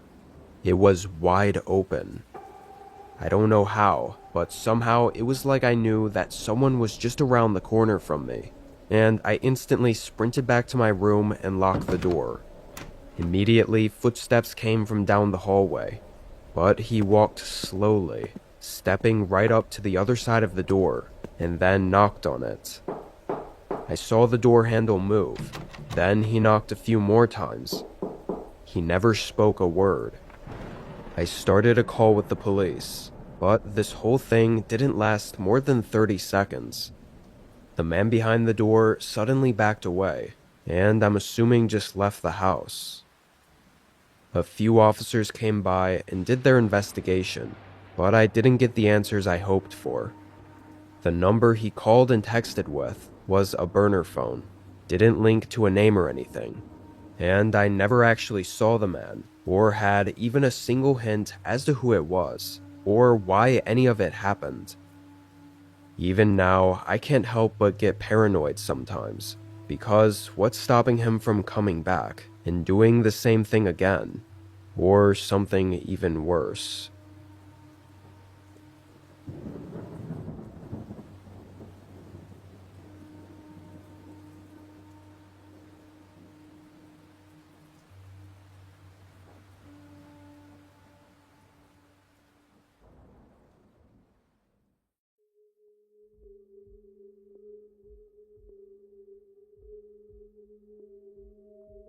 I'm 26 and live in a townhome in the far suburbs of a small city. I work closing shifts, usually getting out at 10 or 11 p.m., and spend most of my time at home staying up late and gaming all night with my buddies. It was sort of the same thing over and over every day. But a couple months ago, I was having a pretty stressful week at work, and wasn't in the mood to really hang out with my buddies that night, or even hop online with them. But I also couldn't sleep. I stayed up until 2 a.m. being bored and watching YouTube, before deciding to take a break and go for a walk. I didn't go for many walks, although every time I did, I always found it to be calming and enjoyable, so I don't know why I didn't go more often. Especially at night when nobody else was out, it felt like I had the whole town to myself, which in this context sounds a bit eerie, but I liked it. Or at least I used to. I grabbed a hoodie and locked up my place, then started walking. I had no plans of how long or far I'd go, but I started out by going the way I typically went, which left the townhomes area and went into the neighborhood with regular houses. None of us living out here had it great though, so all the houses were older and not so special, and mostly crowded together. Still better than walking around the townhomes, though. As I walked, it felt like the whole town was asleep. Every house was dark and quiet, and there weren't any sounds at all. For the first little while, I found it very peaceful, just what I needed to de-stress. But as I continued walking down the street, I realized I hadn't ever turned. Like I'd just been walking straight the whole time, which brought me even further to the outskirts, and the street very abruptly turned into a thinner road, leading to much more spread out houses in a very wooded area. Since none of their houses had lights on, except for the occasional porch light, I couldn't even really see them, as they were so well hidden in the trees, past the dim lights above the road. It was a much different vibe than where I was just walking, but I was interested enough to keep going. I got maybe half a mile in, when suddenly I heard a scream. It was a male voice, and it wasn't a scream like they were calling for help. It sounded more like a scream to get someone's attention. It was hard to say for sure though, and with no other noises, their voice echoed through the whole forest, almost sounding like it was coming from all directions. I stopped after hearing it, and didn't see anything.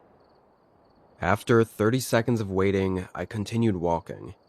Didn't know what that was, but I knew I'd never be able to figure it out, so I just didn't bother even trying to. Even aside from the scream I heard, the street I was walking down gave me a slightly uneasy feeling the further I went down it. The streetlights felt like they got dimmer and further apart, and the houses that I could see looked a lot older and more deteriorated. They looked neglected and honestly not even lived in. Even the road was getting more disheveled, like no one ever used it anymore. I knew this side of town wasn't in the best shape financially. I mean, even I was broke, like everyone else, but I didn't know this section existed. The more I looked at all of it, the more I started to think it really was a fully abandoned neighborhood, which made me really uncomfortable walking around there in the middle of the night. And then I heard that scream again. It was almost the same as the last one, but it sounded closer, and I was almost sure it was from behind me. I stopped and turned around. The streetlights barely lighting up the road I just came from, and the lack of any other sounds, made me really unsettled. Every little movement in the dark would make me think it was someone out there. I knew in the moment I was getting paranoid, and I should just leave. I didn't know how far the road continued, or where it led to, or if it even looped back to my neighborhood, so I knew it would be best just to go back the way I came from. The only problem was whatever the screaming was that I kept hearing. Still, I turned back. My eyes stayed locked on the road as I walked quickly, trying to get out of the wooded area as fast as possible. I made it a couple minutes down before I suddenly heard the scream again, but it was behind me, just where I came from. Whoever it was, I must have walked past them, which means they must have been hiding in the woods. When I turned and looked, I saw a man on the road. He was wearing all black or dark clothes and was walking toward me. I only looked for a second before turning and continuing to hurry down the road. Something about all this wasn't adding up, and if I just stood there and looked at him for too long, I had a feeling something really bad could end up happening. I turned to look several times after that, and despite seeing him walking toward me before, every other time I looked, he wasn't there. Begged the question of where the hell did he go? Maybe he saw me and turned around himself, not wanting to look like he was following me. I thought it'd make sense considering the sort of creepy area we were in. Whatever was going on, I didn't care to stay and find out. I moved quickly, finally making it out of that strange area and back to where all the homes were. It wasn't all that comforting though, still feeling the eerie sense of being alone. Or maybe it was the feeling that I wasn't alone. I eventually made it back to my townhouse.